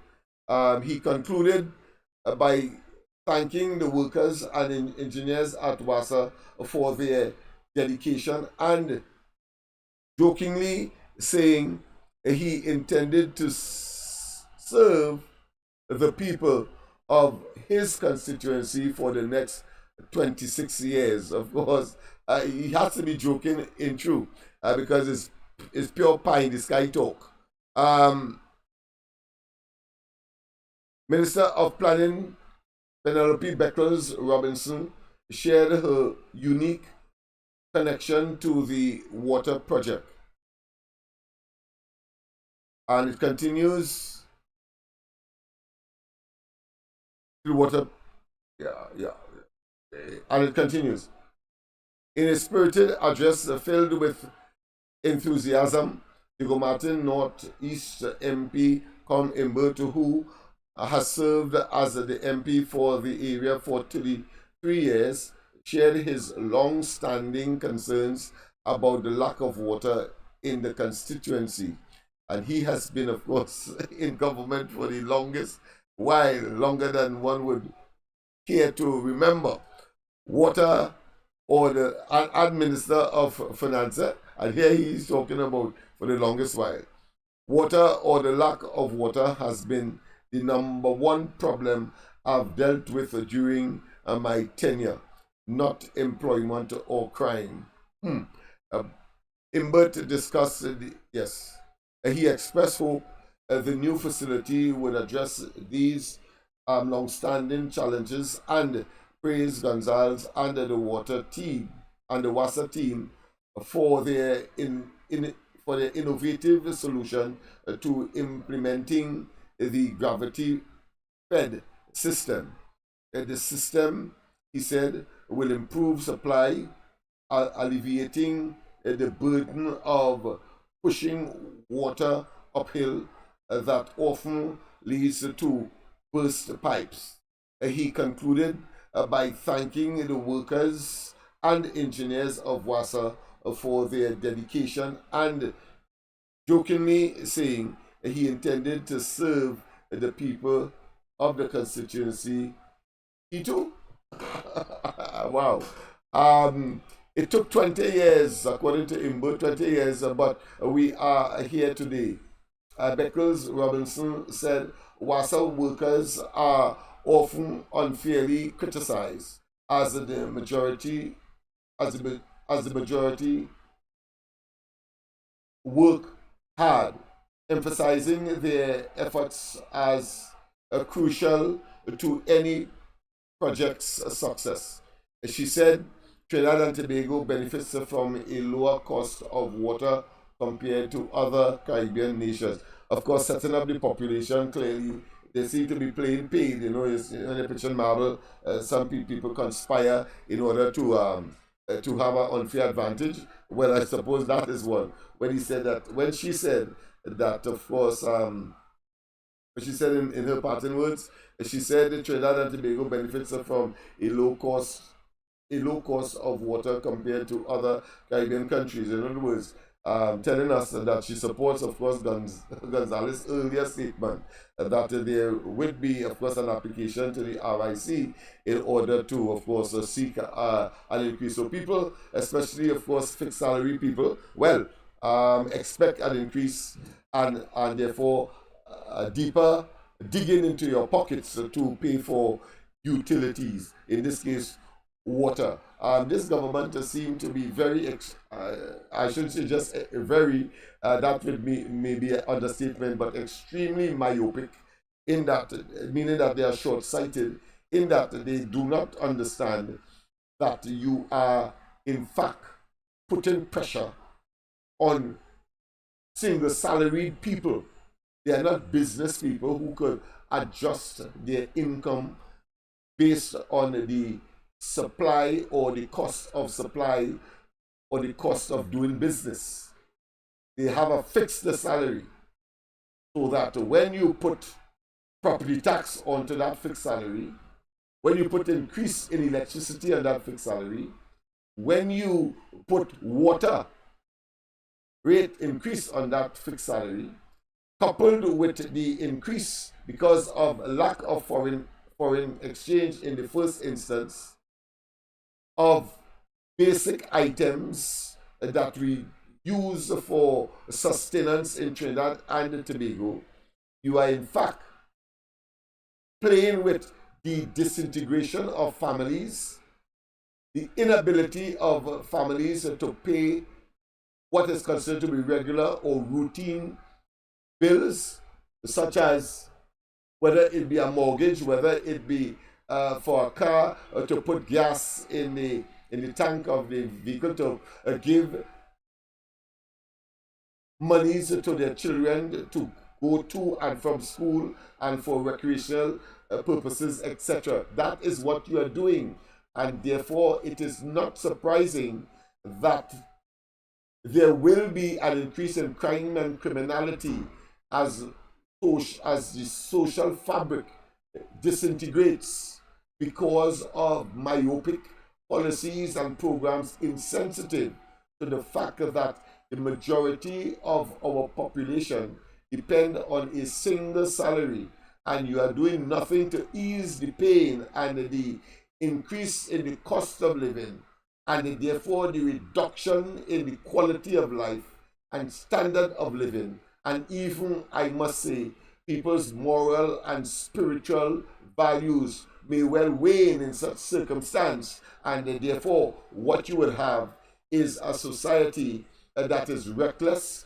that is brutal, that is barbaric, that is on the brink of pauperization, and the middle class in particular will also be subjected to that deterioration, and as a consequence, the oppressive policies of attempting to give police and law enforcement more powers, that will clash. And what you have, of course, is a conflagration of antisocial behavior that can only redound not only to the deterioration or the further deterioration of our circumstance, but the collapsing of Trinidad and Tobago as a society, and as a result, a failed state, and all of the other variables that one associates with places such as Haiti, Somalia, Venezuela, etc., etc. That is the reality of our circumstance, or the consequences of our circumstance, if we keep this group of individuals who are totally myopic. We have, of course, on the other hand, deliberate, well-proven, and exhibited policy and program whilst they were in government between 2010 and 2015, I'm talking about the Kamala Prasad UNC administration that has a diametrically opposed position. They say more money in your pockets, less taxes. So property tax, for example, will be the first casualty in the interest of the people. And therefore, when you have more disposable income, you have a healthier family that can, of course, recreate, because you have monies that can now be allocated for that activity, a crucial part in contemporary living in Trinidad and Tobago and other modern societies across the globe. And in such circumstance, you have a more productive population, a more friendly population.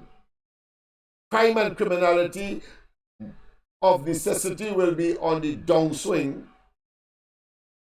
A happier group of individuals called citizens. And so a better Trinidad and Tobago as we move towards nation building.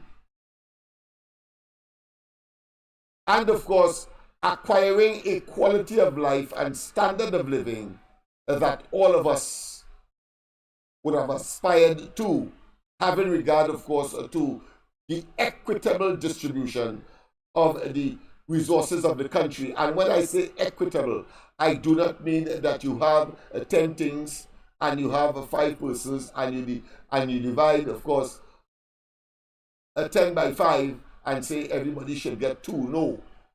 It will be based, of course, on what? On what you would have contributed to the society, your station in life, and your academic and your educational pursuit, not necessarily book work, but certainly the use of your hands, tactile, and therefore vocational areas as well.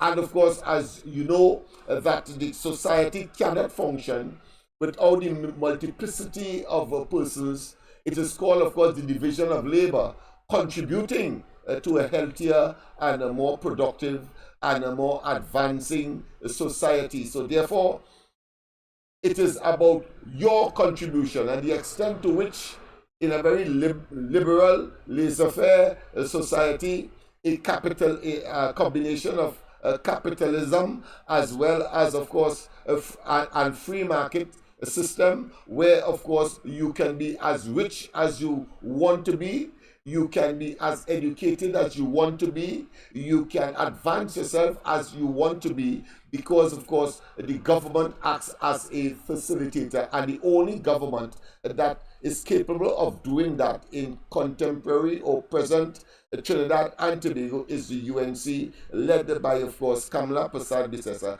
as demonstrated between 2010 and 2015. Let us not waste time. If you are a sycophant, or you are an apologist, or you are still in denial because of what I consider to be the pontifications of the PNM and their self-serving agenda, well, all you have to do when they speak to you, asking you to accept brainwashing, square peg in wrong hole, irrelevance, and of course cacophonous babblings, just look at your own circumstance. And when you look at it and you compare it what they are saying, and you know that it is incongruent, it cannot match, it does not equate, it is not parallel, then you know that they are trying to gaslight you, and they're trying to, again, hoodwink you, and they believe somehow they can have you in a state of ignorance in perpetuity. As Rowling would say, the people of Trinidad and Tobago are fools, when you must, of course, divest yourselves from that notion and get on with the agenda of seeking to develop Trinidad and Tobago in your own sphere of operation, and of course passing on to succeeding generations the principles, the values, and those areas of national importance, national development that will cause our children to be committed and therefore be the best that they can be, and therefore, of course, save Trinidad and Tobago from any future attempts by a government or a group of persons such as that of Dr. Rowley and his minions of attempting to emasculate and to, of course, override and to tell us that we must accept mediocrity for advancement, and then, of course, tell us all of the nastiness that they have been uttering, and, of course, insult that they have been spewing, and telling us that that is the way that leaders must conduct themselves, whilst they use, of course, all kinds of derogatory statements against the media, against their political enemies, against the children of this country. And don't tell me I don't understand what I'm talking about, because what did Rowley mean when he said that our girl children are acting as hyenas in the African jungle? It simply means that he has degraded human beings to animals first and foremost, and more so our young girls, and that is not motivational. And Rowley and his team cannot be not just inspirational, but are poor exemplars, and therefore are inadequate role models, and therefore we must divest, we must reject, and we must say to them in no uncertain terms to get the hell out of office now, so that the population can breathe a sigh of relief, with Kamala Persad-Bissessar and the UNC having been consistent and constant like the Northern Star, and as certain as night give way to day and vice versa, and as immutable like ascent, will not change in opposition and in government, and therefore we can repose our trust and our future and our children and the nation in the hands safely with Kamala Persad-Bissessar and the UNC. Andy? Yes, indeed. But of course, he chided me earlier for not speaking, because normally when things are, let's say, nothing is perfect in this world. Boy, you're ready? If songs you're ready to open the lines? Yes, I am ready to open the lines. I was awaiting your intervention. Now that I have your intervention, if we open the lines, and we always give way to you, the callers, and of course we will play some of your voice notes as well. Nice. So Trinidad and Tobago, the lines are open. The numbers to call: 225-6644, 225-6644, or 239-5120, 239-5120. Give us a WhatsApp call at 366-3053, 366-3053. Or send a WhatsApp voice note at the same number, 366-3053. Oh boy, let me see what's on the... I'm going to place one or two of those voice notes.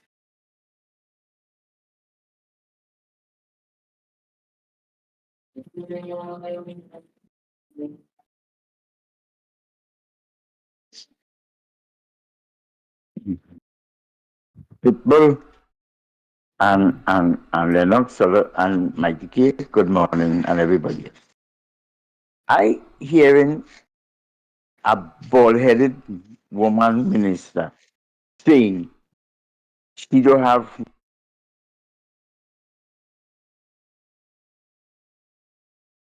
she never passed maths as a subject in school, and she have a law degree. I know you cannot go into tertiary education without having 5 passes, and maths and English is compulsory. So how did she get into the law association and to do her degree?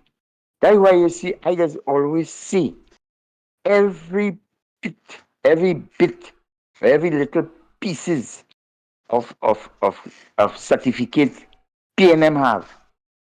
I just always say it has no value. They have a way they just ride everybody back to get what they want. They just do everything and they just get the thing through, I don't know, through some kind of wicked means. They are the people in all places to get what they want. Hmm? You do. And she coming on national air and saying that, I never pass math. God, but although really ashamed and saying you have a law degree, although shameless boy, shameless bald-headed woman, shame, shame, shame on all you. Damn wicked. Lennox, good morning. You see that increase in water is not to fix the water problem. That is to pay the sub. Or should they have employed WASA and other ministries?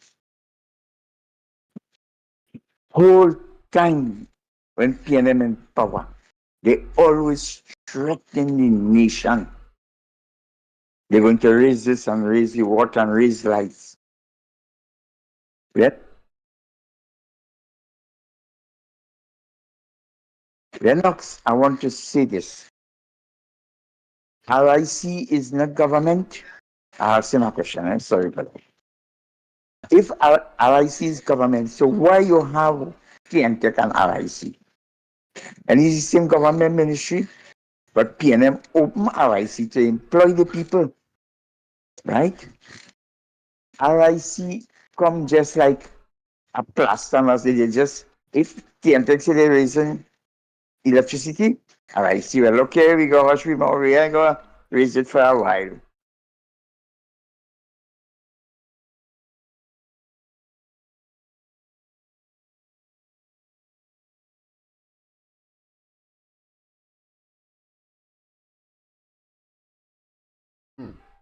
Oh boy. Yes, indeed. Yes, indeed. Yes, He asked if indeed. RIC is Yeah, the Regulatory in Industries Commission. That is the. It's supposed to be an independent entity for considering the increase in utilities. Utilities, of course, includes water, electricity, and maybe one or two other things. I think telephone as well may come into that as well. But that is the function. It's supposed to be independent, and the people are supposed to act independently. So that if there's a requirement for an increase and they didn't make a good case, they are supposed to say, well, no, you will not get the increase, or adjust the increase that based on public consultations and other procedural matters that they have to engage in before they arrive at a decision. okay then. Okay, understood. Oh boy, so let me just finish here his voice note. But meanwhile, doing that, let me say welcome to those of you that are locked onto us from Garrel, the Caribbean. Throughout the Caribbean. Welcome to the #1 program, The Ground Report. As I continue the voice notes. Oh boy. Only wickedness become just like a plaster, as they just, if TNTech say they're raising electricity, RIC, well, okay, we go hush, we ain't gonna raise it for a while. That is what they put them there for? God, boy. Only wickedness PNM could think about, only wickedness. And Gonzalo say by election time, 85% of the country got hot water. How these, where do they get these nasty set of people from, right? They just talk to this nation like they're talking to doncier people like themselves. They have maths. Some of them have maths. But they want to talk to educated people in this country. Morning, Trinidad and Tobago. Morning to the Ground Report, Mighty K. Lennox Smith. Trinidad and Tobago, Makila Pandey is just come out like an eggshell, right? Her father did great ways, But if they had good mind and they was with a goodly lady, things could have been better. This country could show that people only want to hold a range of power to benefit themselves. If she was interested in serving, she would have been from the beginning together with Kamala. You can't be a spiteful person and want to run for government. Security with the obscene self want to be prime minister of we country. We will never allow that to happen. And the whole of that PNM. As I said again, the Balize is Ryan. PNM time is coming to an end. People are fed up with everything, and we want to live better. And in order to live better, we must support Kamala, the goodly woman, who will bring this country back on foot with everyone. Trinidad and Tobago, they are fed up a rowley and all the nonsense. Foreign exchange, shortage of good more high price in we waste. Just imagine Central today, Diwali approaching, and we have shortage of water, no water in the tap. When the water do come in brown.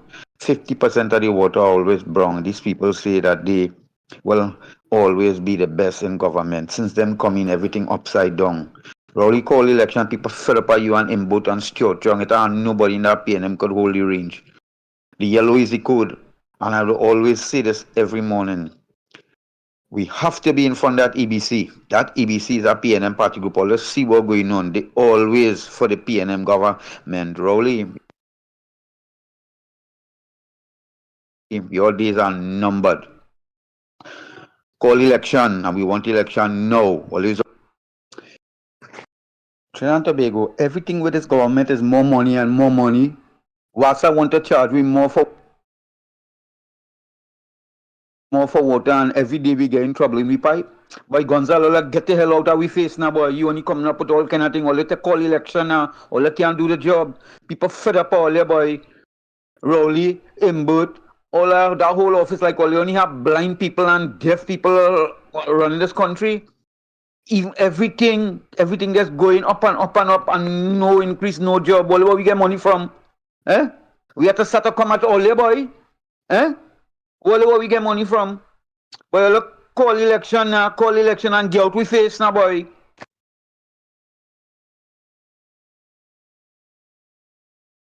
Andy, good morning. Andy,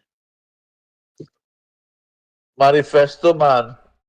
Me never he's a police. He sound like an idiot. Manifesto police sound like an idiot, just like Rowley. The guy is a clown. He don't know what he's talking. He's a Rowley manifesto police. All right, later, Andy. Oh boy. I tell them don't interfere the Democrats. Democrats bad. The bad I can't say no Lennox. Bad them who support the Democrats. They don't want to talk to nobody. Watch me. Anybody who supporting the Republicans, if they only talk, them Democrats coming down on them, boy. Oh God. But that kind of, you ain't find that kind of in real push off like the PNM in a kind of way. Yeah. They seem to have a tremendous command of the media platforms, and everywhere you go, whatever Trump says, particularly if it may be unorthodox, they provide it. They find the narrative, they find the adjectives, they find the vocabulary set in order to decry and to make it look as though it is not American. But of course, on the other hand, you have the Republicans who, of course, are fighting up. They accept the fact that you have to go to Fox News, for example, to get a true assessment as to where the Democrats are in relation to the Republicans, because they are a bit more balanced in that regard. I thought that CNN and other networks like these, ABC News and so on, I thought they would have been a little more objective, but it is clear that they have taken a position and they are in the corner of the Democrats, and therefore they would only highlight Trump if he says something off the cuff that may advance the objective of their preference, which is, of course, is is the Democratic nominee for the presidency. So it's a toss-up. But nonetheless, the polls are saying there is a neck and neck thing. And from that perspective, I think the Democrats did well in choosing Harris, because if Biden was there, I think Donald Trump will have threw him up for lunch, dinner, tea, and everything. So it's a good thing they had her as a fallback. Of course, he has some what I consider to be some disabilities, but she also has some unique advantages in that she's a woman. She's a black woman at that, and of course, that will be, if she wins the presidency, she will then be, of course, making tremendous history. I don't think a very long time after that you will have that situation developing. Obama was the first black president, but she's also black. The thing about it is she's a woman, and worse yet, it will be the first woman president of the United States. The United States never had a woman president before. So in many ways, she is, of course, unique. But the hatred that the Democrats have for Donald Trump and their many efforts to try to emasculate him, have not worked. And this is the ultimate. And if he gets through, well, I'm sorry for the Democrats, because he is going to promote initiatives that would, in my view, balance the scale a little more, because I think that is his argument over the years, that voting for people just so without verification and all that, foreigners, well, let's say people in the diaspora, Americans in the diaspora, just voting without, of course, verification and so on, and that normally benefits the Democrats. He is extremely concerned about that, quite apart from the victimization that he would have been subjected to, associating with Russia, his taking of secret documents, the reading of his home in Florida, and so on. Yeah. Abby mentioned, Lennox, Yeah. let's try to pray that Trump don't win. Yesterday, he spoke about Venezuela and all countries who involve with them. So Abby is just on the grounds of, here it is. Don't let Trump win, because our country future lies on Trump losing in order for we to get the dragon gas or the this or the that. So it lies on a dummy man called Dr. Rowley. A dumb fool called Rowley. A dumb prime minister called Dr. Rowley. So, I mean, but let's go to the line. I have a different view. If Trump is there, I think we'll get the gas faster, because he's a no-nonsense man, clearly, from his policies having regard to his first 4 years in the presidency. And I think Venezuela would have had to, of course, crumble, because he would not have allowed the Iranians and the Russians and the Chinese to get their way as they have under the Biden administration. Nice. With Kamala Harris being the vice president. Of course. Well, he's the president and she was the vice president. So the policy is not expected to change, except, of course, if she want to win so bad that they have changed, of course, their border policy now. She said, but she don't. The only thing she said, she will do like Trump and put on a solid wall.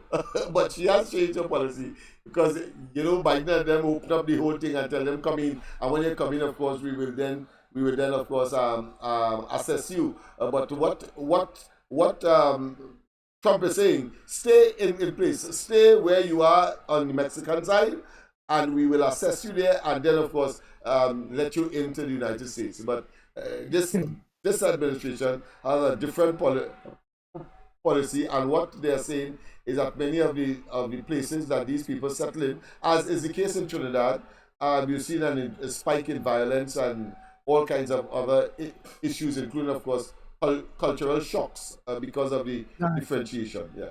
Hold 1 minute there. Oh boy, let's take a call. Pleasant good morning, caller. Where you calling from? What's your contribution on the ground report this morning? Welcome to the group. Morning, morning, Andy. Morning, Lennox. Morning, Nicole. Apache here. Yes. Gentlemen, it's very interesting this election, in the U.S. with the Democrats and the Republicans. Go back to 2016, 15, 16. Hillary Clinton was up in the poll by about 3 or 4%. And of course, we know what was the end result. She ended up losing.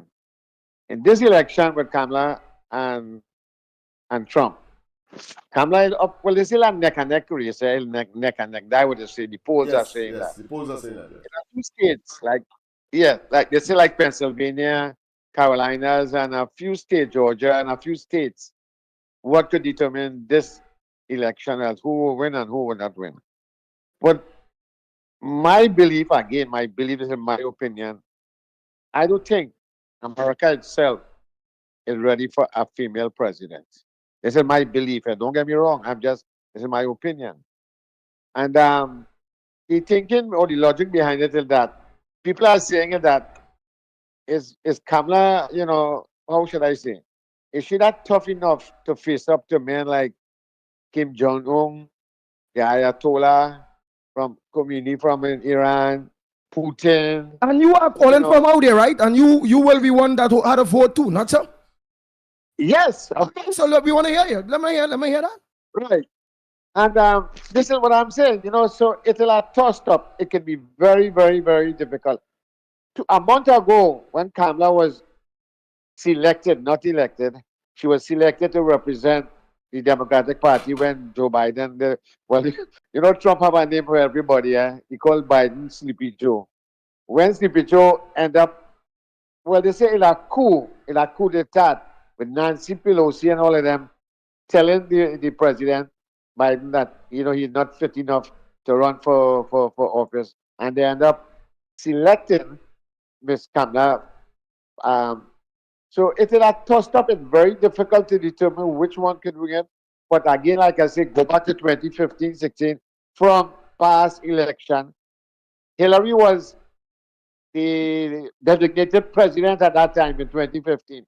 She had even printed invitation for her victory party and all kind of thing. Unfortunately, what happened is that she ended up losing. Now, they say at that time, Jim Comey, who was the FBI, I believe the FBI director at the time, this is what Hillary was claiming, that the dossier that she had put out on Trump, the dossier was that, Russia was, in cahoots with him for him to win the election, whatever, and thing. That dossier was made up or presented by Hillary Clinton by an MI-16 officer from the British Secret Service Agency. That dossier was presented by him, or he made up the dossier. And it so happened that the dossier was fake. And Comey, who was Comey, C-O-M-E-Y, Comey, who was the director of the FBI at the time, 2 weeks before the election, he came out and bust the mark that the dossier was fake. And of course, we know what was the end result. Trump come and win the election. So it will have very, very, this one is a little different in that Trump, he have a bombastic mouth. If you tell Trump, you give Trump an inch, he go take a yard. Simple as that. And that is the kind of person he is. And the thing about it is that Trump is rallying around the people, especially the black male voters. For example, about a week ago, Obama was somewhere in Georgia, and he was kind of denigrating, and he made some statement that if you vote for Kamala, the black male fellas, the black male, if you vote for Kamala, you're not really, you're not for how should I say it? You're not really looking at the country or taking the country in consideration. That statement he got a lot of flack for that, because black people were saying, again, this is what I'm reading on the newspaper and seeing, they are saying that why you come out and make this statement and taking us for granted when it's not true. So it's a very, very, very ticklish. But I could tell you something. The point is that the race is very, very, very close. That's what can I say. when she was elected or selected about a month and a half ago, about 30, 40 days ago, believe me, she went up by 7 points, over Trump. Right now, it is even Stevens. We're back to Trinidad now. I was reading yesterday with Dr. Farrell, the esteemed economist, was getting how should I say, well, you were making some remarks about the central bank, where the central bank was stating that the economy is rosy and the figures are this, the figures are nice, and it's working out and everything. And Dr. Farrell said, no, where are they getting the facts from? It is just not right, or it is just not comprehending from what he is, from what he is studying and what he did. From what I understand, the man is an economist for 40-something years. So I would imagine that he knew what you're talking about. Because when Rowley, a couple of years ago, and bring up this economic forum, we had a few economists, with Motley and Dr. Farrell and a few fellas. Dr. Farrell was the first one to walk away from it. He resigned from that committee. So that would say a lot about, his integrity. Secondly, the public utilities minister saying that, by 2025, Trinidad will have 85% of potable water. We're going to have water for everybody, 85%. What happened for the last 9 years? How come all of a sudden that we go get 85% water? Please, I'm begging people of Trinidad and Tobago, and especially the PNM voters, do not be hoodwinked into thinking that this is going to happen. The math is not adding up. It just does not work that way.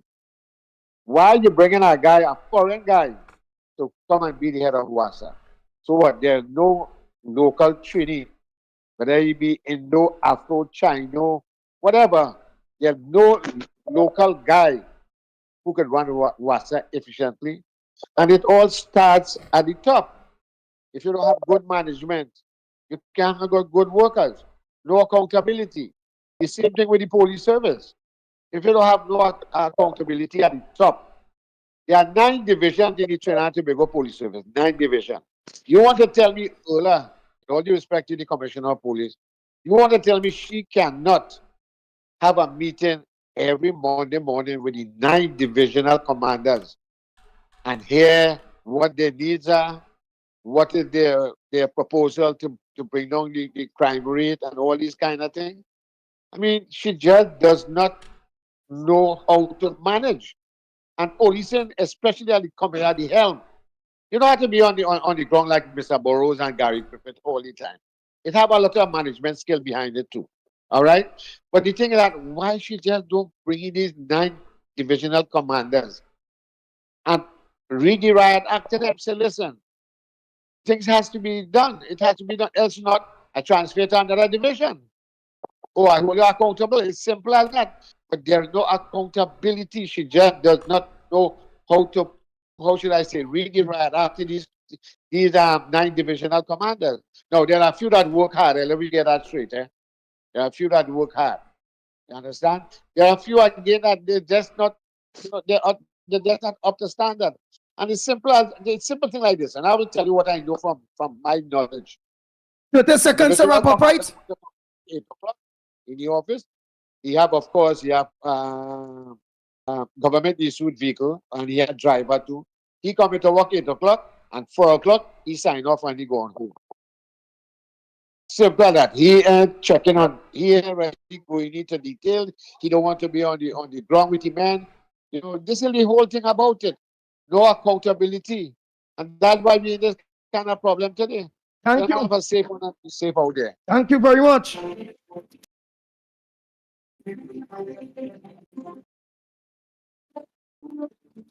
You all try not to be too long on the calls, please. Try not to be too long. All right, let's make it short and sweet. A pleasant good morning to you, caller. Where you calling from? What's your contribution on the Ground Report program this morning? We're live on Dial the Caribbean. Morning, caller. Good morning. Good morning. Real Media. Good morning, Andy. Good morning. Good morning, Lennox. Good morning to the rest of the team who is not here. Morning to you.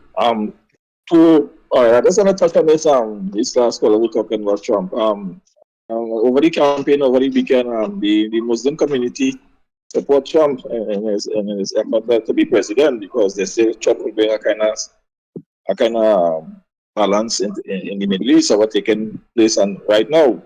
Right, and concerning one caller stated that if Trump win the drug and gas, but I thought the Prime Minister stated that no matter who win power, or Stuart Jones stated no matter who win power, that it will not affect the drug and gas deal. So that is just a food for thought. Concerning the water situation, I'm calling from Carnage. Gonzal says 61% of the water has been improved, chalala, chalala. But I just want to know for the past 9 years under this administration, we have the same problem for water. The residents in the lower level are getting water. The residents in the higher level, months they have received no water at all. So no improvement. And remember, we in Carnage, I must have a lot of wells. And unfortunately, we don't get sufficient water supply. And that's one Gonzal to know. Residents in Scorpion who are living a little further up, they rely on rainwater and the river water for the daily activities. Just imagine that, river water and rainwater. People in this 21st century, under this administration, rainwater and river water for the daily activities. Touch second, fish fries. I think I hear Lennox talk about the fish fries. The fish fries in Carnage being shut down. Yes. I know you're aware about that, Lennox. Yes, right? I'm aware. Mr. Carnage told us about it. I had to pay a visit. I have been tardy in that regard, but we'll get around to it. Yeah, I want to know when you're paying that visit. I want to be part of it because I don't know. I didn't hear the entire statement from Mr. Carnage, but what I heard is that sewer problem, and the contractor they cannot find the blueprint to go direct to find out where the source of the sewer line is or sewer's problem is. Yeah. So I want to find out, Leonard, you might have more expertise. To handing over a building, I think talk and country or the EMA, a blueprint don't have to be present to show these things. They hand over a building and it have no blueprint. Well, obviously, and but that market, that facility was subjected to all kinds of to-in and fro-in because remember, the original contractor went away with the money under the Manning administration. But Rowley, of course, trying to save face like Branara Stadium, decides, of course, to pursue that. And now that it is complete, a couple of years afterwards, here it is, it has to shut down because of those kinds of bad work. Just for clarity, the sewer problem is from the fish market or the fish fries? Well, I understand that the fish market is also closed. That's my understanding. Because there we go again. Anything this man touches, this kid is like a blind boy. Yeah, I got the Anything this man impression. involved in, it just vanished. Yeah, I know Mr. Carnage is listening, so maybe he could call to clarify. But I got the impression that the entire facility Yeah, I want to be is closed down. where because the contractor don't have a blueprint. What is this? Who hand over a building and don't have a blueprint? So I had gone back in the hands of the former Ken member Udicat or something like that. Agriculture, I think Udicat did it for agriculture or some kind of complex relation, as Rowley would say, some kind of incestuous relationship. All right. Oh boy, let's take the next call. Morning caller. Oh boy, all the lines are cleared. What's your contribution on the ground report this morning? Yeah, the numbers are called 225-6644. Try to make it short and sweet. Or 239-5120. 239-5120. Send your WhatsApp voice notes. Yes, send your WhatsApp voice notes at 366-3053. 366-3053. Or make that WhatsApp call at the same 366-3053. Welcome, caller, to the ground report. What's your contribution this morning? Hi. Andy for granting all your love.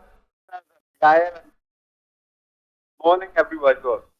I want to talk about KPR. The honorable man had budgeted 50 million to party. He has gone to Samoa.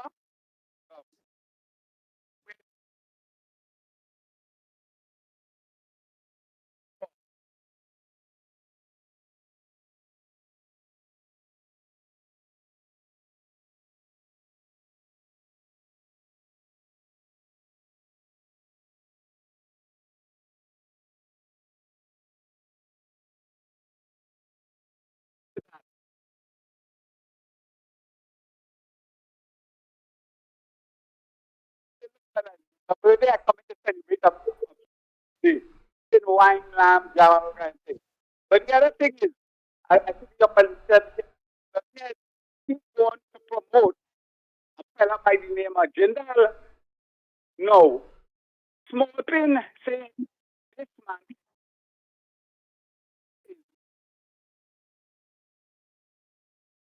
is Jindal package Petrotrin like one.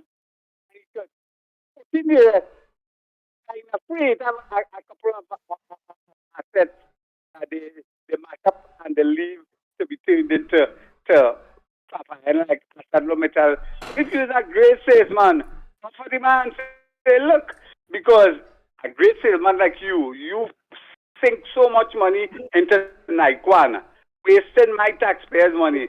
So I was expected that you do something so that we could benefit for. But he is so close and he pushing Jindal because Jindal is close to Madura and all kind of thing.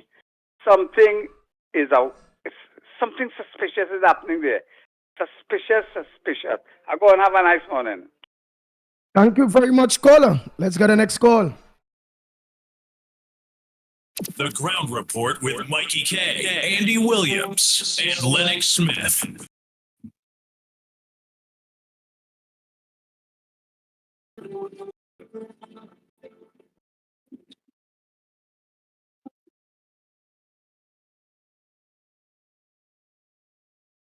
Good morning, Andy, Lennox, Ground Report.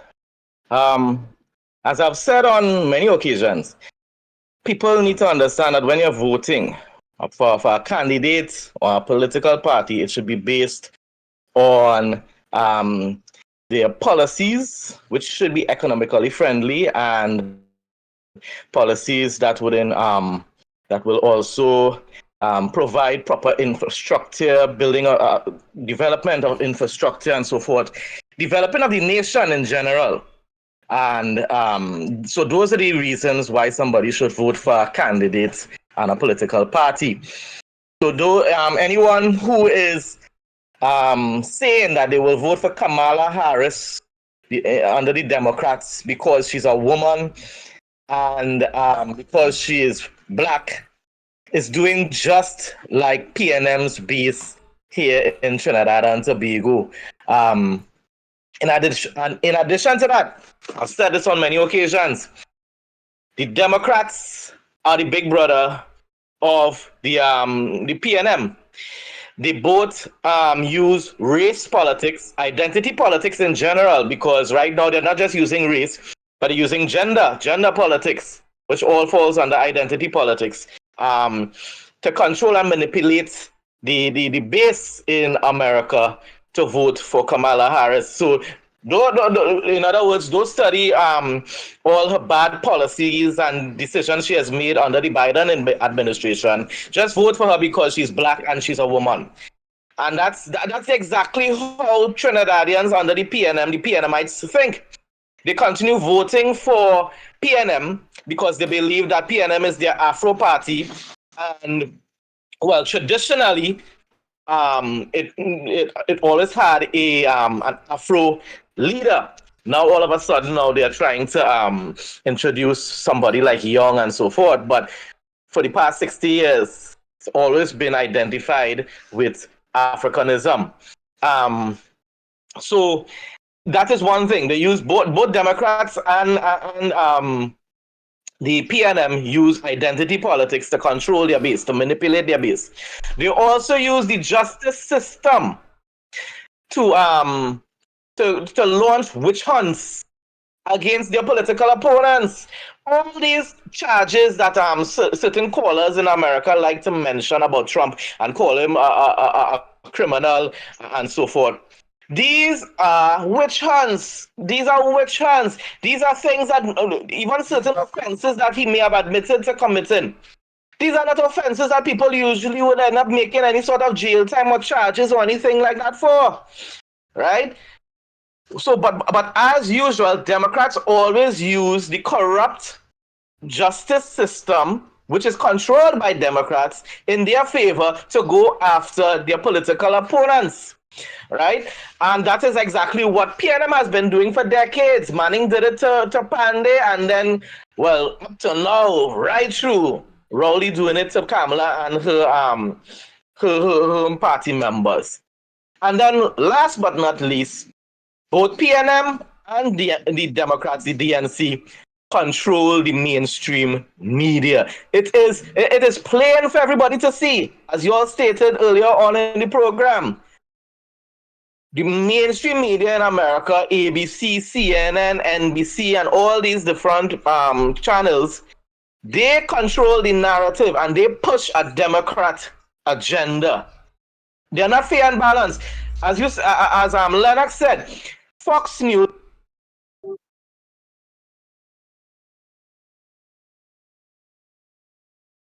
is the closest to being fair and balanced. They give Democrats a voice on their channel, and yet they also report about the Republicans and so forth in a much more fair and balanced manner. Yes, they are more right-wing. Yes, they are more conservative, but they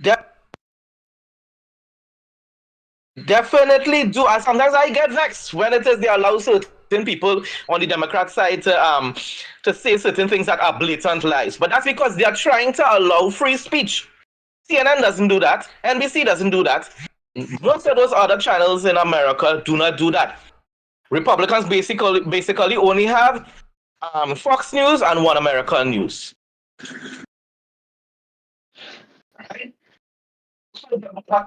Caller, only really industry, Trump have been convicted on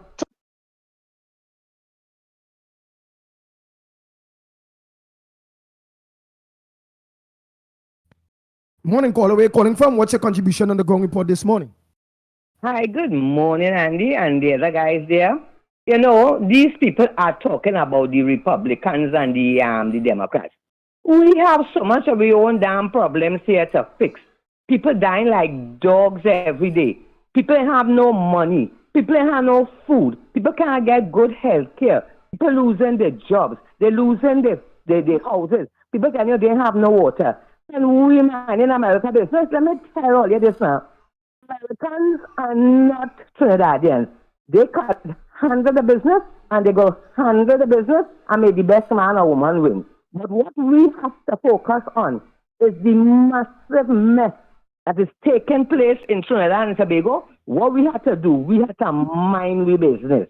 It's true, whatever happened in the outer world, it will sort of reflect on whatever here.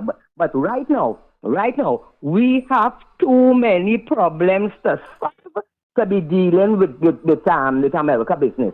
Americans and Trinidadians, you know, they're not Trinidadians at all, you understand? Because I am hearing, even now, we still after 9 years of this BNM and so much of billions of dollars being spent, we still have a water problem. You think it might have been only like on the east and central, but I'm hearing the man from Carenage. They still have a water problem. How could people function without water? I don't know. But you see, people, they have to understand that all that is going on in this country is all who went and vote PNM responsible for it. Because you know why? If you did not put power in these PNM people's hands, they would not have been able to mash up the country. You vote because I heard, I think it's heavy talking sometime last week, that people in this country should be politically educated. They should know the value of their vote and why they should vote and what will happen to their life and the country when they make the wrong decision when it comes to voting. You understand? Your vote is so powerful.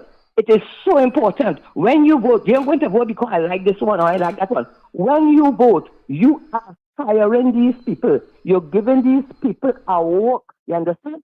To handle the affairs of your country. And when you put incompetent bandits to run your country, how you feel your country will be. So when your country in order, how you feel your life will be. You understand? I don't have people in this country. I don't know how they're surviving. I don't know how they're surviving because things hard, Andy. It's hard. When I hear these stories of people, and yet still, all you think about the power of your vote, and you have to vote, and then who I like or who I like, we have to vote for who's going to make this country better and let us live better. We all have to work and do our part, but we have to fix it. We have to fix it. You understand? So this is the whole thing. That we have to stop this. I'm going to vote for this one, and I'm going to vote. Because look at this country, everything is wrong. And you want to tell me, after 9 years of these people that don't have a clue of how to run our country, the economy in a mess, everything in a mess, you're going to take your time to put back these same people who destroy your life, who destroy your work, destroy your country, destroy health. To make a long story short, destroy everything. Or you're going to put them back there to continue mashing up the place. You hear how they dangerous, Marvin Gonzalez, they can't fix the thing. But in every conversation, he always has to talk about China besides our water rate. And they have this damn shipness, so she can be whoever she is, Becker Robinson, whoever she is, thing. She is saying, they always comparing, is the cheapest in the Caribbean. We live in the Caribbean, and the people in the Caribbean, the people in the world, they're getting good water. We ain't getting nothing, but all the notice I have never, I'm come wrong, and I have never, ever come across a government that hate the people so, but they like the people so. They want to put pressure on the people so. Everything you go in, more for this, more for that, more for that. But the past 9 years or whatever, people got 4% in the salary. And the cost of living and everything went up by 500% or more. So how could people live with that?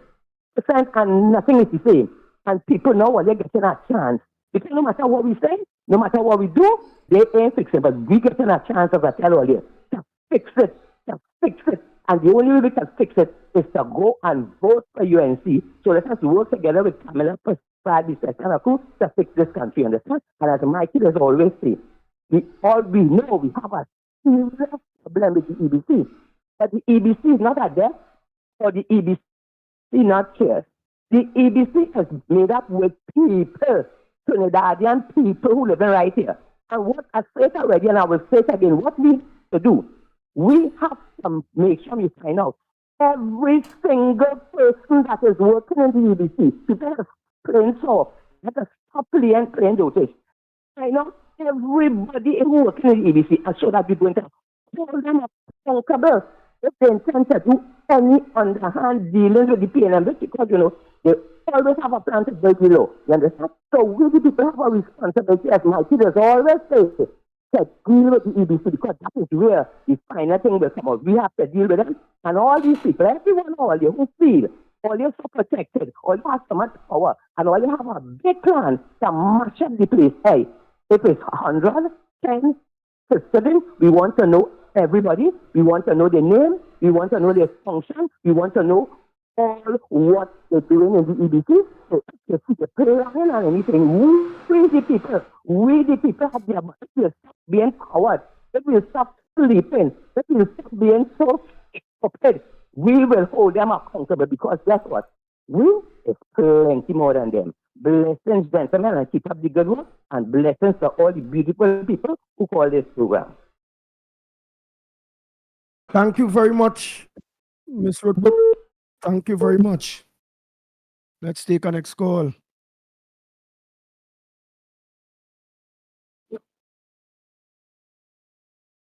Oh boy, oh boy, oh boy, oh boy.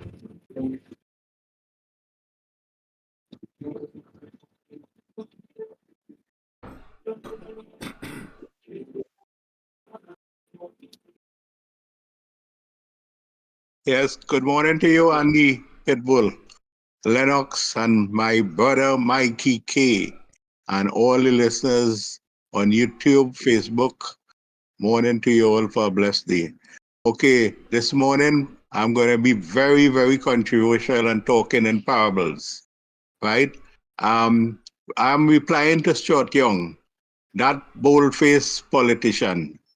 The fella very, very evil. He comes across very evil and very, very disrespectful, as was seen in Parliament, you know, by the recordings and so on, right? But this morning I have a few questions for the Stuart Young, the small pin fella labeled by Anil Roberts. First question, Mr. Stuart Young, do you know a lady by the name of Asha Javid?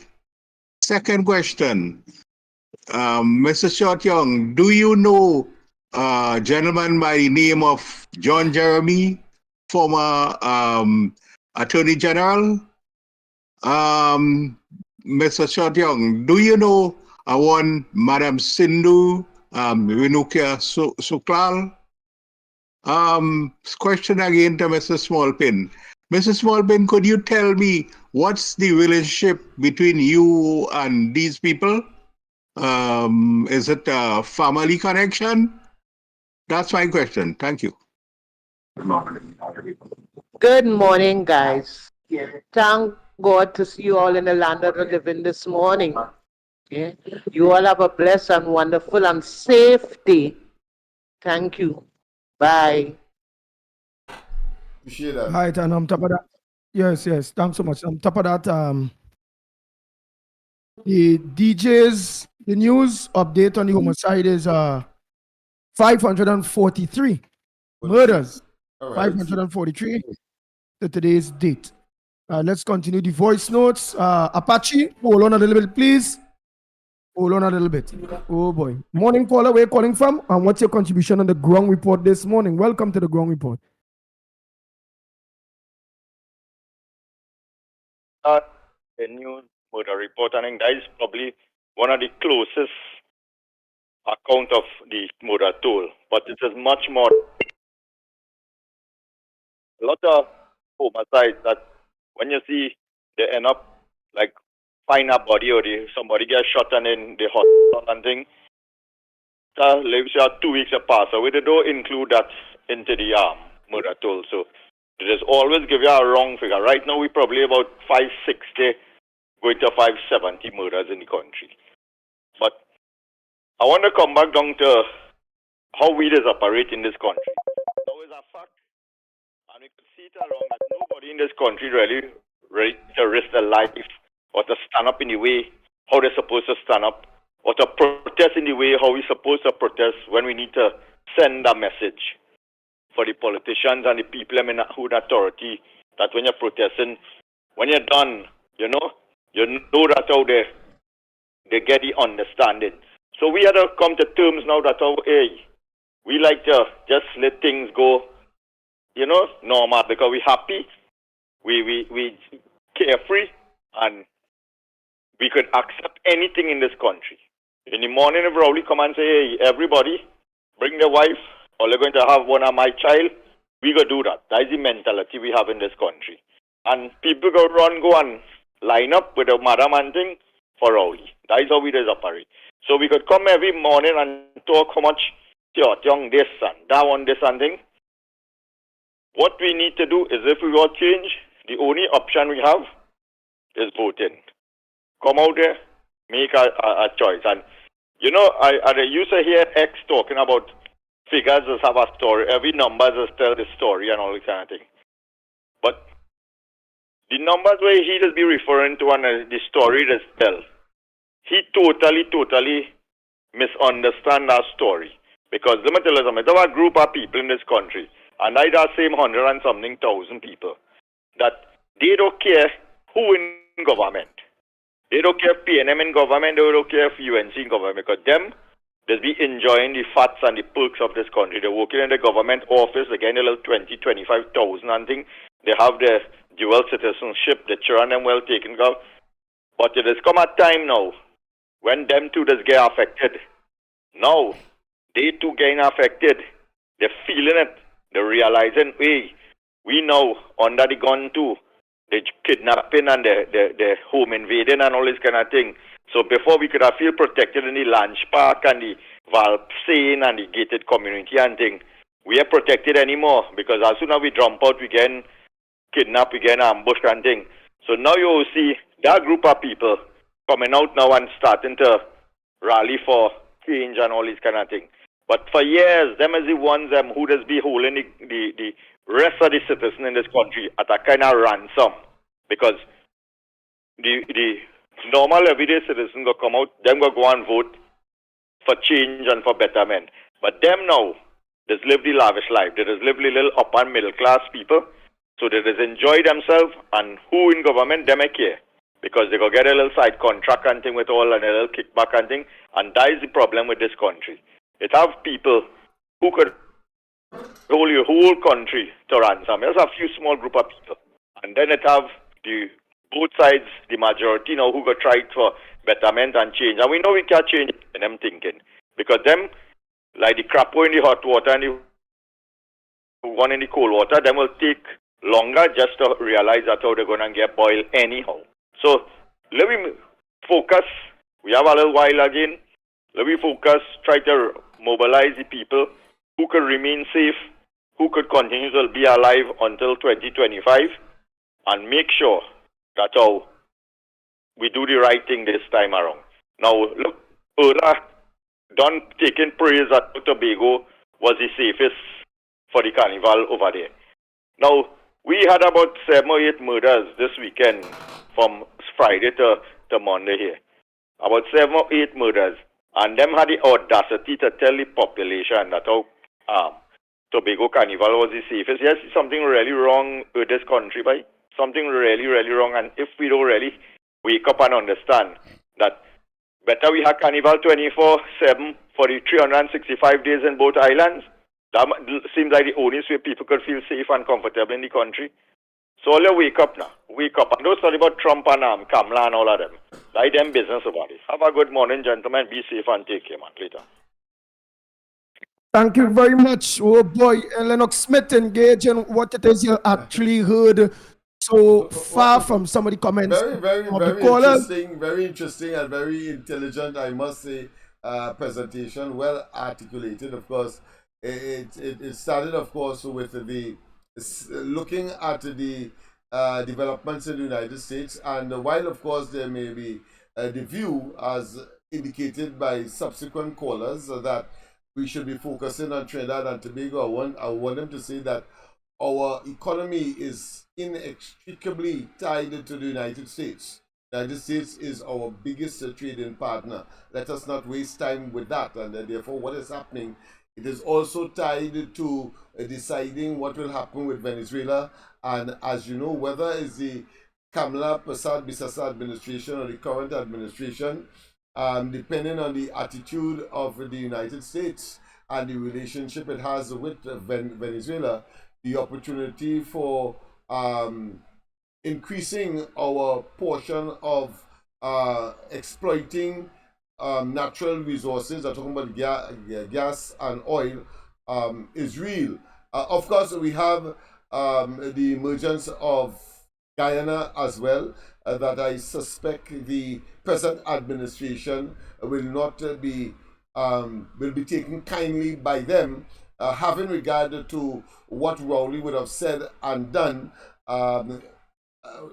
with relation to the current administration in Guyana. But certainly I'm sure that a new government under Kamala Persad-Bissassa will be able to generate some kind of relationship there.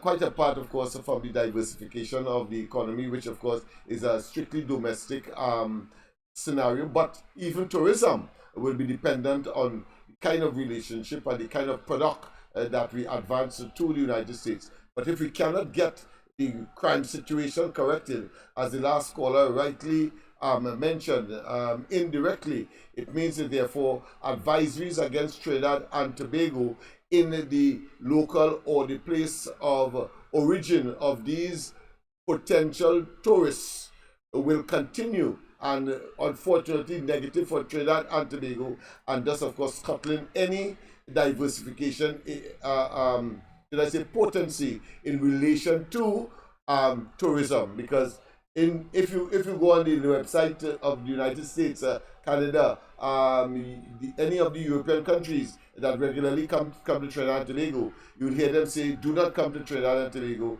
But if you do not go to places like Laventille, etc. In other words, the advisories are negative. Quite apart from some time ago, we were designated as the highest per capita of terrorists in the Western Hemisphere. Yeah, that's the kind of reputation we have out there. So true. So it will be very difficult, and of course the government seem not to care about agriculture. You just have to look at the budget and see what was allocated to agriculture and know that they prefer to import and then sell out assets in order to, of course, facilitate $7 billion import food bill annually. Wow. Yeah. Oh boy, thanks so much, Lennox Smith. Oh boy, let's go to the lines. Let's go to the lines. The Ground Report with Mikey K, Andy Williams, and Lennox Smith. Good morning, caller. Where calling from, and what's your contribution on the Ground Report this morning? What news that not making news that you believe supposed to make news? Let's make it here on the Ground Report on Garlic Caribbean. What's your contribution this morning, and where you're calling from? Morning, guys. You hear me right? Loud and clear. Right, boy, Lennox.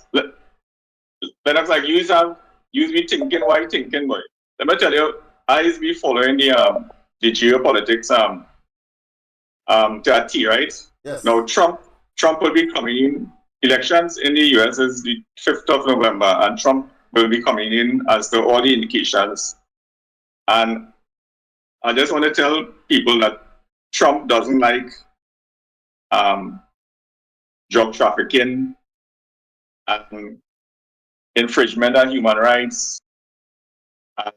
Trump is a victim of election thieving and political persecution. So what it is we supposed to be doing, we supposed to be thinking ahead and getting those emails just compose on the computer and just with finger just right above the send button as soon as Trump come in, because we have Don Quixote, Don Venezuela indicted for all those categories.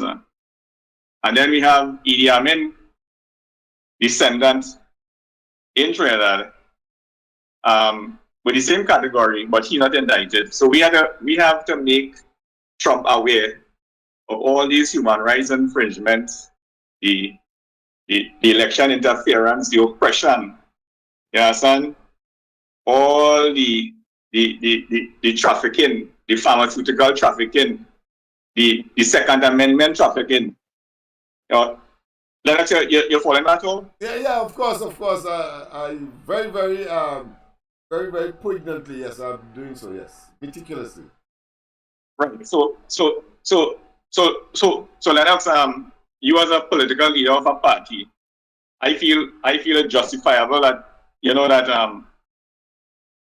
somebody had to take that initiative and just get those mails ready, and as soon as Trump come in, just hit send, because the Americans love emails. Emails go far and wide, as we know from our experience right now here in Trinidad. So that is point number one. So point number two is that I need to go back in history and stuff. And last point, and try to make it a little faster. Point number 2. Go ahead. Yeah. You're right. What it is we have to do, Lennox, boy. We have to see if we can reactivate Errol, boy. Errol with this drum it at the summit. Like the drums of war, because Errol had Manning going mad in 2009. Okay? So we had to drum it to the summit 2.0, but it will be drums of war. So that Errol project, tell Errol to activate that 2.0. Thanks, yeah. Thank you very much for your contribution. Oh boy. Let's continue. That man thinking, boy. Errol? What? Yes. Let me go. Let's continue. Andy, this is PNM Senator Renuka talking about Indians in the PNM. It's not good. It's not good. It's not good. It's I want unless they send a video with she talking. I want to hear it like that. It just throws off the program. Miss Roadbrook already called, so I don't have to play Miss Roadbrook voice note. But meanwhile, I'm waiting calls. Who else? Let me see what voice notes I have here. Well, then good morning to the Going Report team, Going Report family. Anybody listen to Stuart Young's speech?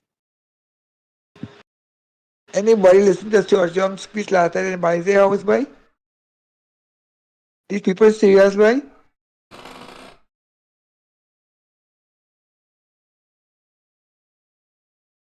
Andy, why again this American man so much a time on our radio station to talk about this stupidness going on there? We don't want to hear about all the boy. And you stupid old talk, gun show it, your stupidness now, boy. We have so much a blasted thing going on in this country with this nasty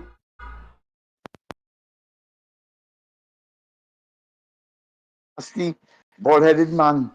And you come in to talk of stupidness? Hush your mouth and go your way, boy. We don't want to hear you. Right, but at the end of the day, that them American callers are American Trinidadians that have a lot of links and roots buried in Trinidad. There's expats wants to come home. They have gained a lot of experience out there.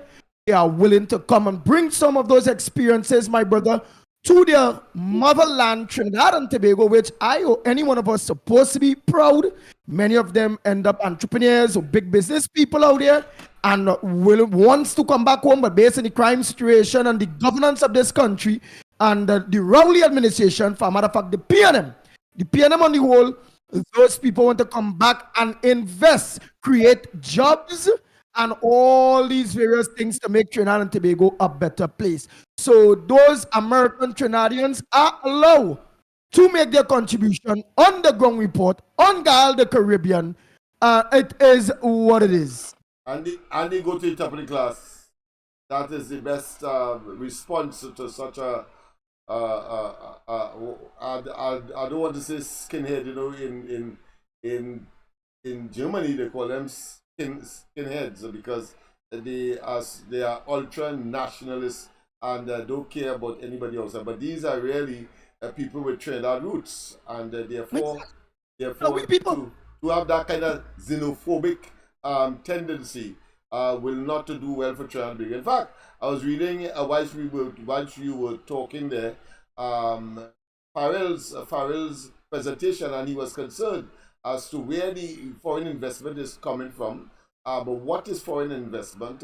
What, based on what the minister has said in the budget, and to where the local investment is coming from. And certainly what you have spoken to there is part and parcel of the investment that could come, because these people will come back with a pot of gold, so to speak, to, of course, generate employment opportunities, you are quite right, and, of course, expand the economy in such a way so as to maintain the quality of life and living that we all aspire to. So, well said and beautiful response to that concern that person would have had. Exactly. They want to come back and build a country. I'll take the calls in a little bit to you all callers. Let me just play off these voice notes. So in the next period, when I'm playing voice notes again, it will be updated voice notes based on where we reach at this point in time. So let me play off some of those voice notes to you, the calling public. Just give me at least 5 minutes or so again. Andy, Mighty K, Lennox Smith, Trinidad and Tobago Central here. Good morning. Andy, may God continue blessing you guys to the awesome job enlightening the country from right from wrong. Trinbagonians are pleading, let us come together and call for a date and time for a general election in this country. It's going to get more worse than what it is right now. This wicked, cold-hearted, can't run, can't perform, can't think, can't do nothing government. Not doing anything for the people, but only implementing a set of laws for themselves to benefit from. Trinbagonians, all big and all have sense. We as the Grongs people, we as the citizens in this country, need to join together. Let us start to do the things that the government don't like to see. Unity is the major thing that this man don't like to see. You understand what I'm saying? Let us come together and unite and demand to get a general election to call in this country. Because this is a very cold-hearted, bold-faced, wicked, corrupted,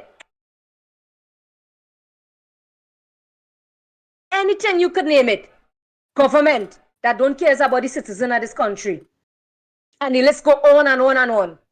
Trinbagonians, we demanding to get a date and time now. Because this is the only thing is to get rid of this PNM government out of office where they're comfortable in. Imagine this man, he disrespect in the highest place, which is in the member of parliament. You understand what I'm saying? He disrespect in that house, and you telling me he's the acting prime minister today, boy? Trinbagonians, watch all yourself in the mirror. This is what all you want for the next 5 years?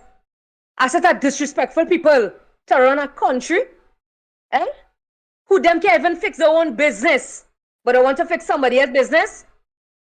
The government had to start to put them house in order, because we saw looking to put you in order.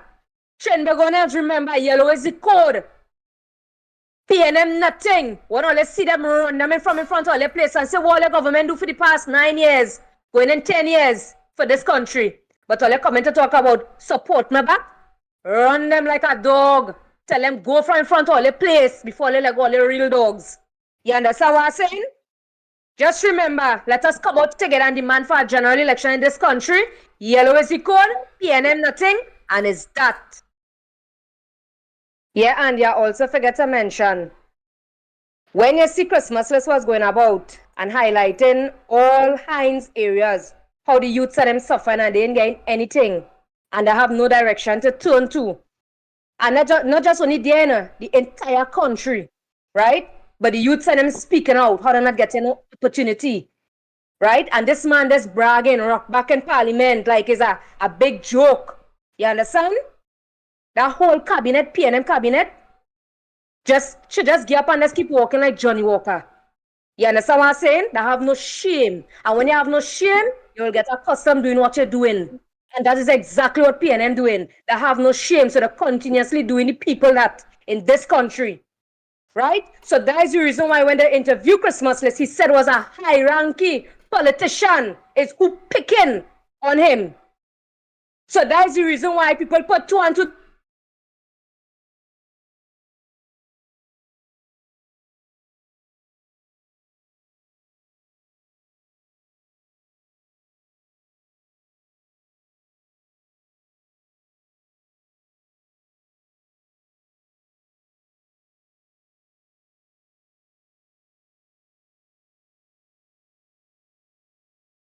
Just on this occasion, it might.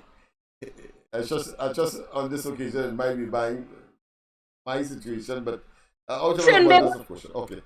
We are the government.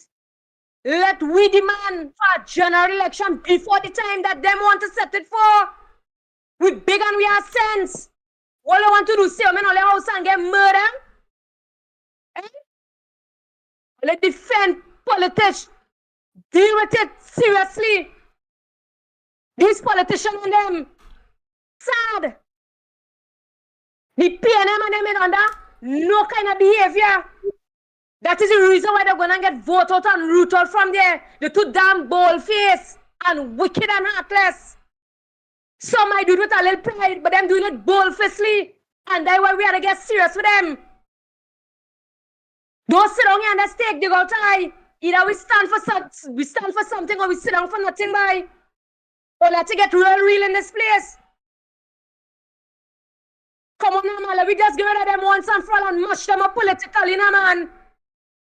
And it's that. Good morning, Andy.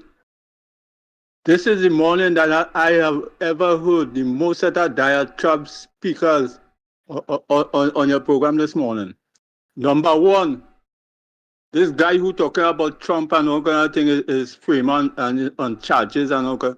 That man grabbing, touching and squeezing, and he had to pay nearly $200 million for doing that.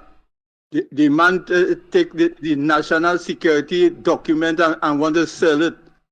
He even offered the Australian some businessman he offer thing. That man keep back all the COVID testers and send some for who Putin. That man want Putin to win the war against something like he didn't want the debater. The man wanted to destroy all poor people plan like what Rowley doing down here. He wanted to destroy Obama plan. And when they asked him what plan he have, he said he thinking about it. He have a concept of a plan. That man, he go and he telling the immigrant are here as poisoning the country. As if he was the first American ever they was the Apaches and the Indians and them. Yeah. So he want to get rid of the immigrants. Right? That fella talking a bunch of bull. Tomorrow, please God, it have a right way. Trump tried to over the 2020 election. Kamala Harris will be there, and what will be there, and check out Trump campaign meeting. What will be behind him raising an placard? You'll only see about 2 black men, 3 black men, and all is redneck. Yeah. So it's not the same thing, partner. Yeah. Andy, this is PNM Senator Renuka talking about Indians in the PNM.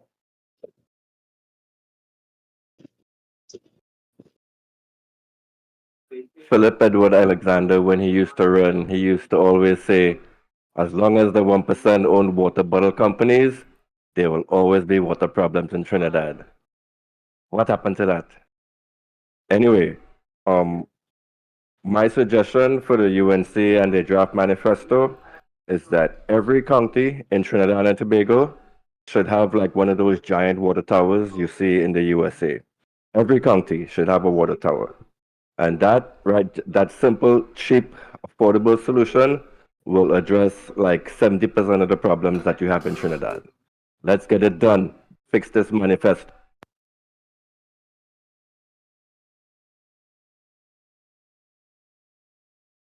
So,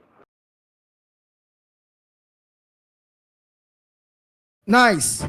Let me organize now and take some calls and Smith any engagement right before I take some calls now. I'll hold on 1 or 2 of those voice notes while I'm going to take some calls. And here the people are seeing a lot of people trying to call. But yes, well, let's give them the opportunity. If you can rest your hand on them with immediacy. If not, of course, I will merely make up the difference in terms of time. But certainly, well, I could rest my hand. Yeah, with immediacy at this point. Yeah. The real ringing. Okay. All right, let me take one. Yeah. Oh boy. Morning, caller, where you calling from, and what's your contribution on the ground report this morning? Welcome to the ground report. Morning, Andy. Good morning, Lennox, Mikey K, Real Media TT. The ground report is all of you all, Trinidad and Tobago. This morning, I just want to say good morning to Mr. Lohoketa. I'm not hearing him at all. Hope everything is well with you, Mr. Lohoketa. Please call him. I'm not hearing you. I'm concerned. So just make a little call so we know that you will be okay. And I want to say morning to Malcolm X, Kingsley, Anderson, so much. The library, so much of people are reading. Oh goodness, what book? Santa Cruz. Miss Santa Cruz, good morning to you all. Everything is okay with you all, right? Good day to you all. Enjoy it. Oh God, there is nothing to enjoy, but you know, we have to hold it down. We have to hold it down. So good morning to you all. Thank you. Thank you very much. Oh boy, the lines are open. If you call already, let's give other people an opportunity to call. A pleasant good morning to you. Where are you calling from, caller?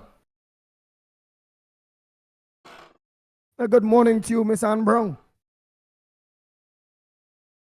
Okay, directors, workers platform, and by extension our Gael family and all those on the live stream.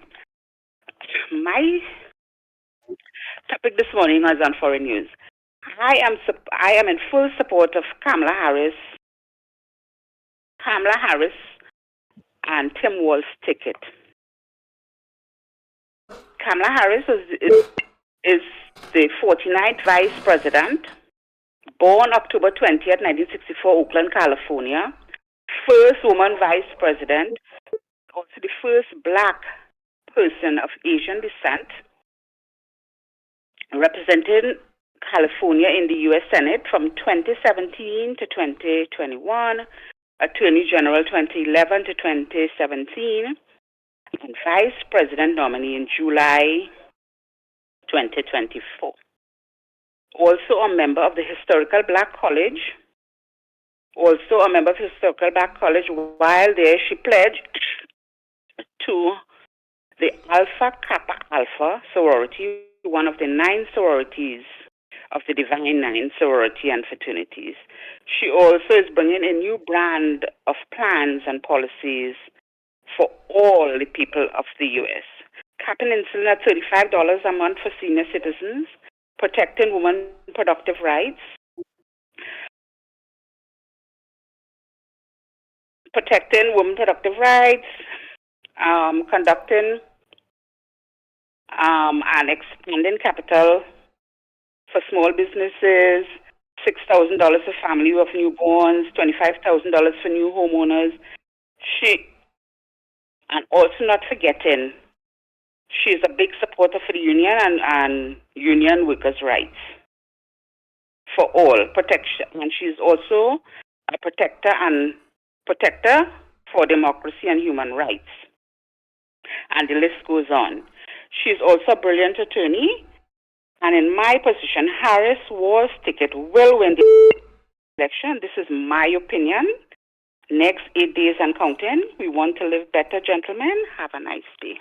Thank you very much. Next caller. Oh boy, oh boy, oh boy, oh boy. Morning caller, where you calling from? What's your contribution on the Ground Report program right here on Real Media TT and on Guile the Caribbean? Not forgetting on Corridor Transmission Workers' Right platform. Go ahead, caller. Where are you calling from? Morning, sir. Beautiful program. I want to all keep it up. And we have a nice little march or something now, man. It's time. We can't take this anymore. Thank you, sir. And where are you calling from? Marbella, sir. All right, Marabella, thanks so much for your contribution on the Ground Report program. Thank you so much. So the lines are still open. Before I go back to those voice notes, a pleasant good morning to you, caller. Where are you calling from? And what's your contribution on the Ground Report this morning? Good morning, gentlemen. I'm calling from the disintegrating states of America. Hey, how are you doing, guys? Good morning, Andy, for Grandy. Good morning, sir. Good morning. Hey, again, I don't drink any Kool-Aid, as and all due respect to the dear lady, what she's saying, sell your dream. But hey, first, Mr. Smith, Lennox, Mr. Lennox. Yes. Please refer to Kamala Harris. Don't say she was the nominated. She was the anointed one. Ask any average Democrat who did not vote for her, even when she ran for president in the same primary against Joe Biden. Okay? Our black people never came out and voted for her. All right? And you see that nice fluffy resume you have there? You're hearing there? Also look at in that career, and you can pull it up right here on YouTube, when they were all debating, all 12 of them on stage, former Democrat, she is no longer a Democrat, Lieutenant Colonel, still active, well, she's in reserve now, Tulsi Gabbard took Kamala Harris's out by her knees. When Kamala Harris started hitting Joe Biden and saying how racist his policies was and stuff, and all that, with 3 strikes and you're out, where more black people get jailed than everything else. Well, here's what Tulsi Gabbard, sorry. She said to her, yeah, but say you, whether you were Asian or first African American Attorney General for San Francisco, deliberate. She said, ask all the young black men who were innocent black men that were languishing in jails that you left them there for a long time before the next administration came in after you and took them out, because by then she moved to the Senate. So here's what. I don't hate women, before people come and tell me that. I ain't a Republican, if they want to come and hit me that. And on top of that, right, I am fully for electing the first woman president, and whether she black, white, Asian, whatever, Martian for all you know, right? But not that black woman. I'm sorry. I ain't voting for her. And you know what? The lesser of both evils, man. And listen, we talk about weaponizing the justice system. The Department of Justice right now is suing, hear me carefully, guys, suing the great state of Virginia with a lieutenant governor who is, by the way, from right here in the Caribbean like us, former Marine, or never, always a Marine, hoorah, right? Suing them. And you know what they're suing them for? Imagine this. In your upcoming elections in Trinidad, gentlemen, only citizens of your country can vote, correct? Yes. Yeah, correct. Yes. Yeah, correct. Yeah, right. So therefore, Venezuelans in Trinidad. So do you think the progressives and the liberals think that because they live in here, they should be voting too? So guess what? The Department of Justice suing Virginia, where we found in the voter rolls non-citizens. Tell you, it's a real upside-down world we're living in right now, you know. And this within the Constitution federally of this country, and just like Trinidad and Tobago and any country, citizens' rights. They're more concerned with their party ideology and their party staying in power. So just to give you that example, and you don't have to quote me, go and look it up right here. Imagine that. I hope and pray that this Cold War we're experiencing in America right now don't turn into a hot war. But thank you again, gentlemen. Thank you very much. Oh boy, oh boy, oh boy. Again, you're welcome. Everyone is welcome to the program to bring their issue.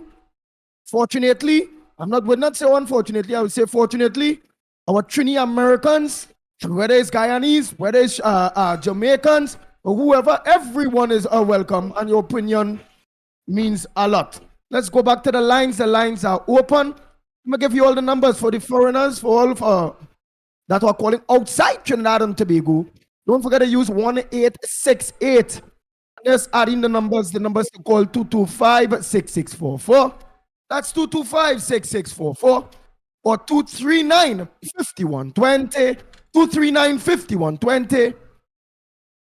Or send us that WhatsApp voice note. And if not, send us that WhatsApp voice note. You can always make a WhatsApp call to us at 366-3053. 366-3053.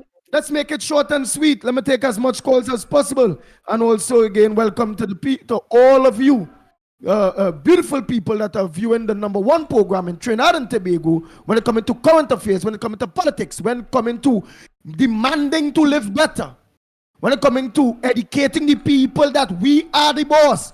Politicians work for us. It's not about race. It's who will implement the policies to make our lives better. And at this point in time, this PNM government have been in power 9 and something years now. And then coming back to ask us to give them a next chance to make it 15. To do what? To try to do what you was not doing in 9 years? And yes, we have stupid, uneducated, selfish, racial people in our country that rather eat grass if it's their own governing. It's a black man, they're doing stupidness, I go with them Indians and them there. I go eat grass. Papa, that is why this program is here and growing stronger and stronger over the years. Because we don't care if it's Indian, we don't care if it's African. What we want is good governance. And if today or tomorrow, the Indian so-called government, UNC, doing what it is this so-called black government is doing to our citizens, They had to go to the UNC, would have to go to, yes. You ain't gonna hear the ground report saying, and this and making no excuse. That's the difference. And that's why I will support the UNC. Because their people jump low, whether it's Indian, whether they talk out if they believe something is wrong in their party. PNM people, they stay quiet. Take all pain, pressure. Whether things wrong or not, they don't say nothing. It's only now we seen a little change. Whereby Lee Hunt come out and talk. Not Lee Hunt. The former. Yeah, he came out and talk and the. We're calling that Lee Hunt. Is Lee Hunt? Lee Hunt, yeah. He spoke out supporting the former Labour Minister, Jennifer Batiste. Yes. Jennifer Batiste. Yeah. Not so Lennox Smith. Yes. So again, just make your intervention. So we'll go back on the lines on all what you are hearing so far.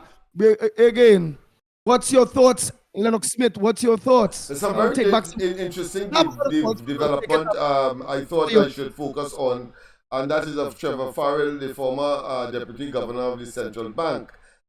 Sorry, not Trevor, but Terence Farrell is his name. I know they have a Trevor as well, so you'll forgive me if I had a slight mix there. But Terence Farrell, of course, and he headed, of course, the Economic Commission. Remember when this government first came into office, he headed that commission. Of course, he resigned, and then, of course, the entire thing collapsed afterwards. Because that was intended to advise the government on economic matters. And according to Terence Farrell, the government refused to accept those. But he is concerned about where these figures where Imbood got these figures for the budget.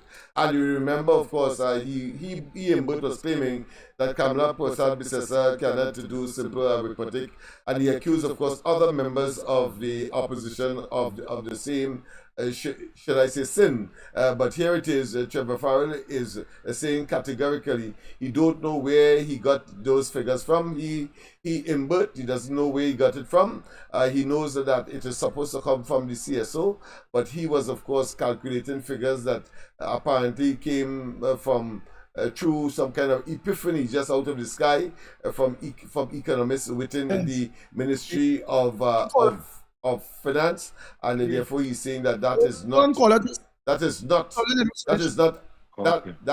sufficient. It is not a sanitary way to, of course, address a budget and a number of other weaknesses that he found, including, of course, where foreign investment came from, if it is that the country increased its foreign exchange stock, where it came from, and what are the local input, where are the foreign inputs, etc. And he said that it is a cut and paste budget and long on talk. But of course, in terms of practical benefits for Trinidad and Tobago, he's seen, of course, a more pauperized Trinidad and Tobago. Those are my what I consider to be paraphrasing of his conclusion. Yes. Mm-hmm.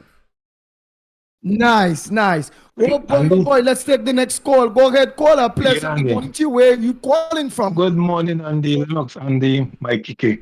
Yes. Andy, tell Miss Brown.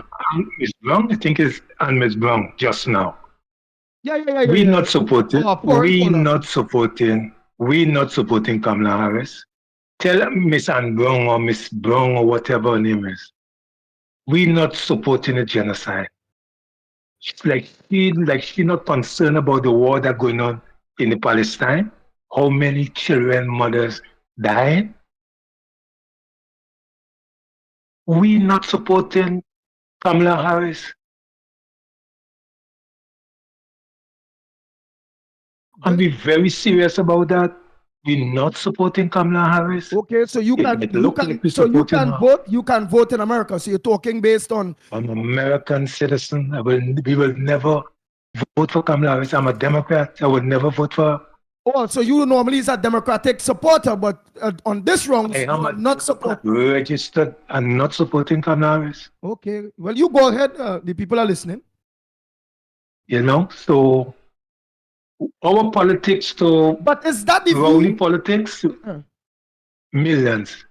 Is the view of plenty and the. Is that the view of the average Michigan won't vote. Andy, she won't win Michigan. She will not win Michigan. Michigan have a bigger one of the biggest Muslim population. She won't win there. She won't win Pennsylvania. She is not, listen, she is not for human being, you know. She mostly on the gay pattern. That is a sick woman, you know. She don't believe in God, you know. She do not believe in God. That is an evil woman. She have no policy, number one. She have no policy. So our politics is different to Trinidad politics. That's it. Bye. Wow. Again, what was the ledge? We don't know. Very Let's do interesting, the very calls. interesting, very interesting to and unfurling, of course, on different positions as far as candidates are concerned. But I took note of the caller who said that she's not the nominee. Well, in fact, she is, of course. It was anointed by Biden, but of course the convention, which of course addresses such matter and confirms the nominee. So for all intents and purposes and for legality, she is in fact the nominee of the Democratic Party. That is why, of course, she is the candidate. So that much we know for a fact. I know how she got there. How she got there is a story by itself. That I could accept and understand. But she is in fact the nominee. But go ahead. Yeah, the current president, to me, he looked like he going Sinai. I see the man on the one two eyes walking in one direction when he wasn't supposed to walk in the next. I see the man falling down. I realize the man talking Tata and however it goes. So Kamala Harris really reached to that. Let me know. We can't mix words with that. She reached there based on the current president. Yeah, the story is clear. The story is clear. But she seemed to be the fallback on because they didn't have much time. You see, they didn't have much time. So Biden had to do something. And because the convention was up, but Trump was leading by miles, and that of course gave them a sort of catch-up opportunity. But then of course things settle now, and you are seeing of course Trump either leading in some areas or she's leading in others. So there is a sort of neck and neck scenario going down the road, but all of the other factors that we know of, the media involvement, they taking a position one way or another, depending on who are more corn, feed more fowl. Something like Rowley here, he will dominate the traditional media and hope that of course we people like us will not be listened to. But of course he is playing with destiny, and what we have done is defy all odds. And so at the end of the day, Kamala Persad-Bissessar in Trinidad and the UNC will, of course, get the better of the PNM ultimately. Hold on, caller. Morning, caller. Where you calling from? What's your contribution on the Going Report this morning? Yes. Morning, gentlemen. Wait. Ann Brown, hold 1 minute, please. 1 minute, Ann Brown. Go ahead, caller. Next caller. Yes, calling from Florida. Good morning. Calling from Florida here. Good morning, all. I did my civic duty last week, and my wife, we went and voted for Donald Trump, of course. We have been Republicans since Ronald Reagan days, and we cannot have a lady leading the White House with the mentality of Heinz, you know, a feces head. We cannot have that in this country. And just to let you know, Miami-Dade County, people coming out in numbers to vote for Trump, you know. So it's Trump all the way. Simple as that. We can't have a lady who, as an atheist, I don't know if she believes in God or not, as the gentleman spoke before, but there's no way this country or the people going to vote Harris, period. And I did my duty. I just want to let you guys know that. Thanks, man. Okay, great. Thank you very much. And next caller, go ahead, Miss Ann Brown. Go ahead. Several million people voted already. Yeah. Go ahead, Miss Ann Brown. We are hearing you. Go ahead. Opinion. I don't need him to be coming on here to be fooling me. I'm fully aware and I'm fully versed and I'm fully educated on what is going on over there. And I close my presentation saying that is my opinion. I am entitled to my opinion. He's talking about the killing. She stand up and she spoke many times about the fighting must stop. and the suffering of the people. I don't know why people, when they come on, they don't speak on both sides, and not on one side of the aisle, okay? That is my opinion, and I am entitled to my opinion. Thank you. Have a nice day. Thank you. Next caller. Oh boy, all the lines are lit up. All the lines are open. Well, all new callers, we give you all the numbers. it is clear that those callers disagree with her opinion. Yeah. So whether it's her Go ahead. opinion or not, they have disagreed. Go ahead, caller. Well, make it short and sweet. Make it short and sweet, you all. Go ahead. What's your contribution on the Gong report this morning? Andy. Go ahead. Make it short and sweet, Felix. Go ahead. Yeah, I side with Ms. Anne Brown 120 times more. And what them people who talking about the voting for Trump, I wonder if they hear what is Trump plan. Trump has no plan. Trump want to get rid of the immigrant. 1, 2, he want to get rid of the health care. 3, he want to save himself from going to jail. Right? All right. He's a convicted felon, and me and no one wrong with them people and them, but like them sick too, like Trump. Thank you very much. Oh boy. Crowley and the PNM, the hospitals have no beds. Oh my God, we don't have medication. Oh my God, we roads are bad. Oh my God, in Scorpion and Caranage, the lower part getting water, up the hill and getting none. Oh my God, home invasions. Oi, agriculture in a mess. Our imported food import bill starting to clock somewhere about $8 billion. Oh boy, the education system in a mess. People have a lot of children that come out with a lot of distinctions and trying to get into the University of the West Indies. Oh boy, after all, the PNM technically closed down the UTT of Trinidad and Tobago, when it would have 2 universities that would have been able to accommodate a lot more people. Wow! And Rowley and the PNM did all of that. Wow! Wow! So much of things that when it is the rain sneeze, we getting flood out. Every day we go in the grocery, the cost of living just keep getting higher and higher. Like a high.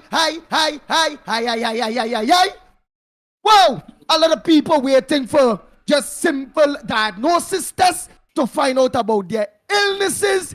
Yeah, wow, all of this is going on in Trinidad and Tobago. We have our elections next year, please God. Why we have a dumb fool, a hyper, a spranger, politically holding the highest office, that leaving a cosbud, a disrespectful small pin of a fella after being so disrespectful to act as a prime minister. And that small pin of a fella tell you, the people of Trinidad and Tobago, in a Diwali celebration, stay out of PNM business when PNM is a national party. Whoa. I just was trying to get overwhelmed with all what's going on in America. I understand the geopolitics. Yeah. And I know what goes on in America will affect Trinidad and Tobago. And yes, it's all good and well. But in comparing, and I'm not stopping anybody from doing that.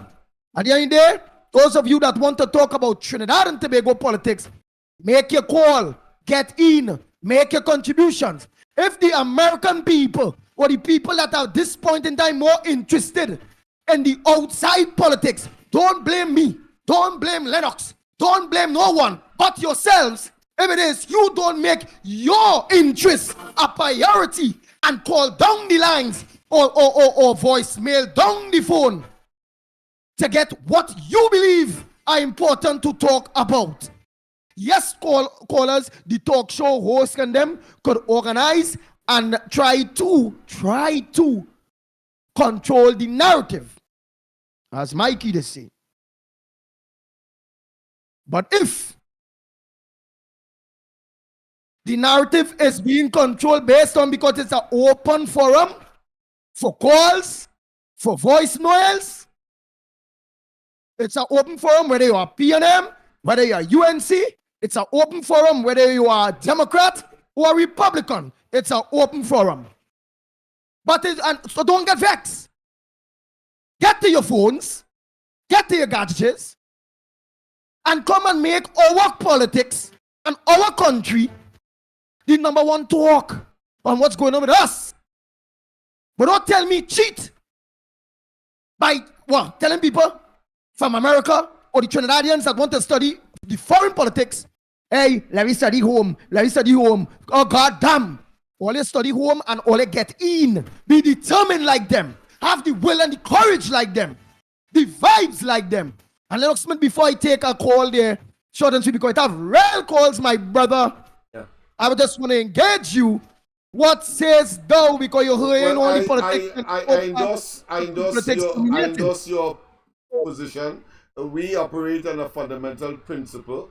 While we may disagree with each other, we defend to the hilt the right for people to speak, and speak, of course, in their interest. At the end of the day, the listenership will be better for it. But then, of course, we have the existential situation where we have a moving disaster in the PNM and Dr. Rowley. We have to stay focused. And it is the first group of persons that have found themselves in government that are telling, of course, the population that you must accept mediocrity is the best thing in the world. They have, of course, reduced, cut, contrive, generate pain, ache, agony, and they're telling us that is the best that Trinidad could offer at this point in time, and still has the audacity and the temerity and the gall to tell us to wait until 2027. We are going to, of course, generate some kind of respite, some kind of nuts landing, some kind of utopia. I say to you people, please, we have had enough of Tommy Joseph and Larry Joseph in government, and therefore we should be waiting impatiently to get rid of this bunch of opportunistic political parasites who have morphed the PNM into a criminal enterprise and hogwashing us and telling us that somehow what they did is the best that Trinidad could offer, and that you must re-elect them. I say that they must be relegated to the dustbin of political history in this country, and of course blue lights and silver bracelets should be waiting for them, both at the level of the criminal justice system and at the civil justice system, to of course satisfy all of us that what they did must never be re-entertained or regurgitated or re-established in Trinidad and Tobago, and that democracy must generally prevail in Trinidad and Tobago. Let's go to the lines. It's nice. Thanks so much, my co-host. Go ahead, caller. Pleasant good morning to you. Welcome to the #1 program, The Ground Report, right here on the Caribbean and on Real Media and the other platforms. Good morning. What's your contribution and where you're calling from? Blessed morning, Andy, Lennox, Mike, whoever he is, and Guy Littrell. Andy, me want to hear about Trump, me want to hear about Kamala. I want to hear about how the food prices going on and how the food prices are going to be affected by the lack of US dollars for the wholesalers. I don't want to hear that more about America. I live in Trinidad. So I want to hear about the shortage of US that the wholesalers complaining about that they can't buy any foreign goods coming up here. And they're going to automatically raise food prices. So that's what I want to hear about this morning, Andy. And also, Andy, this is your program, and I want to give you advice on something. Andy, I saw the OWTO and Heavy and TC program speaking about the refinery, Andy, and some things I learned. We need to get this out there, Andy. So I'm asking you to see if we can get them out, the WTO members on your program to share this information. Andy, the mainstream media, I remember I always talk about the mainstream media. We need to boycott them because they're not bringing forward the real issues. Like Petrotrin was never in no 800 million bullet payment that Petrotrin didn't bring that debt on herself. Was Malcolm Jones brought that debt on Petrotrin when he was going to bring the gas to liquid plant. So it was not Petrotrin. So when they're making it sound like Petrotrin brought that 800 million bullet payment on the country, it was not Petrotrin. Technically, Malcolm technically it was because and Lennox Smith, you will agree to disagree with me. Technically, just now, hold on. You'll finish. Technically, it was Petrotrin because Malcolm Jones were the boss in Petrotrin, the main man in Petrotrin, the man who representing Petrotrin, just like we can afford to openly blame the PNM government and Rowley for what's going on in Trinidad and Tobago, for whoever, whether it's Rowley or what. But you go ahead. Andy, with all due respect, it was not Petrotrin. They used Petrotrin assets as security for this loan for this gas to liquid plant. So how is Petrotrin? None of the money never went to Petrotrin.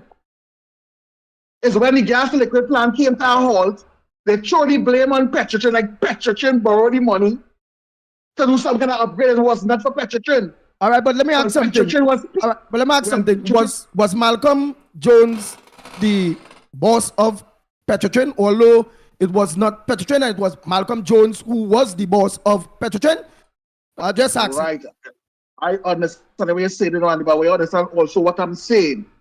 PNM was painting the narrative like they borrowed this, Petrotrin borrowed this money to do something in Petrotrin. When it's not so, I'm explaining to you, Petrotrin borrowed the money to go into a new business. So the narrative PNM was painting and Petrotrin was racking up this bill because it was unprofitable. So I'm telling you now, it was not that way. It was Petrotrin used their assets to borrow a loan to do the gas and liquid plant. That's why I explained it. Petrotrin was also paying back the loan yearly.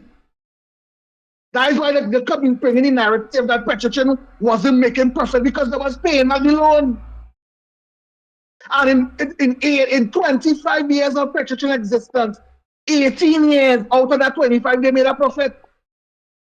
18 years. And out of the 8 years paying back the loan before the rack up out, Petrotrin. 8 years, out of the 8 years, 3 years of Petrotrin brought in that profit, also paid the loan. So the narrative PM was painting for all these years is Petrotrin was racking up this debt because of not being profitable, but it was far from the truth. So they were telling him, now get the man on, if they could, and they will break it down in better layman terms for you, because this is what I telling you this morning, what I got from the conversation. And in the last year, Petrotrin, although still paying the loan, they made 1.something billion profit. So Petrotrin, and it have reports saying that they was not supposed to shut down Petrotrin, just restructure it. So we need to change the narrative at the point of bringing this point. Yes, it was Malcolm Jones. Everybody know that. But he did not borrow it from Petrotrin per se. He borrowed it to go in a new stream of business. Enjoy your morning, Andy. Thank you. Thank you very much. Lennox, short and sweet. Sure. Even though this is a very hefty topic, but I want to say if the caller was following the ground report, most of what he said, almost all of what he said, he would have known already. Correct. Yeah.